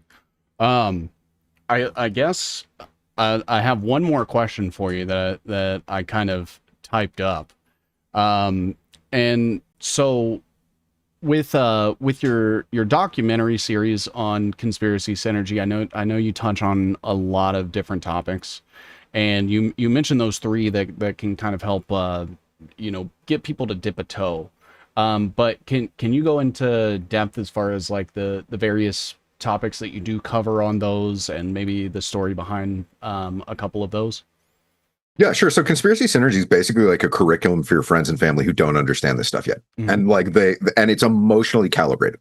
Think of how like tuning forks resonate with one another. That's basically what people are like. Yeah. So the way in which I talk on this podcast, it's like bigger words, longer sentences, bigger ideas, wouldn't necessarily be able to send it to someone and they'd just be like, it's kind of like that. Conspiracy synergy is more of like a ramp build up so that you can get them to take flight. And so the issues are broad ranging, all the way from what is the alternative media? What is decentralized media? Second episode, what is revolution? What is predictive programming? What is the role of Hollywood? That kind of thing.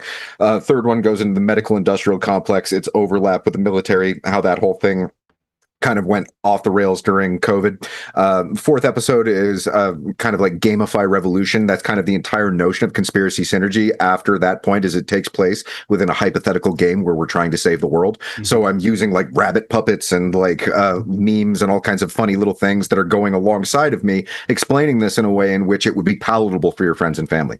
After that, I then go into Skynet, which is talking about how it's being built around us and it's more like baked into the systems that we just take on like a surface level analysis. And then after that, it goes into the future of warfare. That's when you look at like fake alien invasion, the way in which we think of things being weaponized. After that, it's like a normie outreach episode where it's like talking about how, like, if you look at the history of pandas, it's like they went 60 years without being able to catch a freaking panda. Yeah. And then like we're out there trying to catch Bigfoot, which is arguably as intelligent as we are and has been documented repeatedly observing us, but we're not necessarily able to observe it. At a certain point, is it just the terrain that's hiding it? Is it the limitations of our own brain that's hiding it? Is it the government that's hiding it? What are all the different connective threads between these kind of things? And then after that, I go into the 8th episode, and some of these are broken into 2 parts. Mm-hmm. That touches more on just like the plan to save the world. What does it actually look like? What does winning this game, like, what does that entail? There's an episode that's about 2 hours long that's an offshoot of that, which is just all of the different submissions from 20 different content creators like Ryan Christian, Steve McQueen, and a lot of different people. What are their thoughts on how they can save the world? So there's the concise version that I edited in a playful kind of memeified variant, and then there's a long form version that other people contributed in order to have their say in the conversation, so that I'm not just bogarting it with my presentation. And then after that, it becomes the individual documentaries, each of which focuses on different content creators, and that's within the larger conversation that's being had between all of us. Like Seven Seas pops up in some of that because he's in the orbit of the conversation that we're all having. And then the one that I touched on earlier, that you can go into the About section to find the advanced lecture series, that's if you've already gone through all that curriculum, you already understand all that information, and you want to understand it on a deeper metaphysical level, insofar as the technocratic agenda trying to conflate spirituality with the worship of the machine, which is ultimately like the long form kind of like hijacking of the human origin story and trying to get us to think of it within a materialist notion rather than trying to swim through the ocean of consciousness, realizing that you're not a drop in the ocean, you're the ocean in a drop. Yeah. And so that's one of those things where it's a way of getting people wherever they're at in the spectrum of their understanding to level up. That's what conspiracy synergy is. And you can do that by going to conspiracysynergy.com. If you want to look at any of my artwork, that's teace.ca, teac.ca, because I'm in freaking Canada. But That's how to find me. That's how to support me. That's where all my work is. And I also co-host AM Wake Up on Wednesdays with Steve McCoynan, which is over on Rumble. Absolutely. And do you have any closing thoughts or sentiments that maybe you would like to share with the audience that maybe you haven't gotten to share yet? I don't know, man. We went into everything in this conversation, so I think we covered a lot. All right. Well, Teace, I want to thank you for your time today. I know you're a busy guy. And I want to thank the audience as well for tuning in. Please make sure you go to conspiracysynergy.com. There is no paywall. There is no ad. He's not trying to monetize you. And if you like the information that Teace has, please consider giving him, support in any way. I think you're very similar to myself in that you never want to beg for the donations, but you do want to let people know that that option is there, because otherwise, how do you keep doing what you're doing? Yeah, no, it's brutal. Everyone who doesn't realize how underfunded so many of us are, and then that actually undercuts our ability to go out there and do everything that we can. Because if we had those funds, like for myself, I'd give it to some of my friends at the community so that they could do better, so that they could do real life printing of like tangible materials, hand them out, flyers, all kinds of things. So a lot of our limitations, and I've found this the case across the entire community, we're intellectual gluttons, and yet we're anorexic with our heartstrings. Yeah. And that has to change. Yeah, absolutely. I agree. And I want to thank you again, man, for all of the work that you do. You've been doing this on the better end of like 15 years now. And all of the pitfalls and stuff that come with it, and the obstacles, but on the inverse, the opportunities. I think that you have really educated yourself really well. You're one of those people that I kind of see eye to eye as far as the scope and scale of everything. And that's why I really appreciate the work that you do and the perspectives that you give, because you are one of the few that seem to take the big picture into context with everything that you kind of take in. And that in and of itself is, in my opinion, the most effective way to cut through the bullshit. Well, much obliged. Thanks for having me on. I greatly appreciate your work. I was happy to meet you in Tennessee, and for you to bump into Richard Grove, who has a similar way of navigating the labyrinth. And I think that we're all going to basically just try and level up and inform one another. And hopefully the people who actually do that for real will eventually not necessarily be the forefront of the conversation, but they will have changed the conversation enough so it's very different than it was before. And that's what we're all doing together. So thanks for your work as well. Much appreciated. Absolutely. Thanks, man. And if you guys want to see more from Teace, conspiracysynergy.com, and you will be on AM Wake Up tomorrow morning on Rumble. Is that right? Yeah, that's the Wednesday. If you want to see like a hard-hitting morning show that's also occasionally sprinkled with dick jokes, or like not literally Steve's, it's like with sophomoric humor combined with a depth of analysis on a very deep level. That's where we all hang out on a morning show, and it's AM Wake Up over on Rumble. Awesome. Well, thanks again, man. You have a wonderful rest of your day, and thanks to everybody for watching.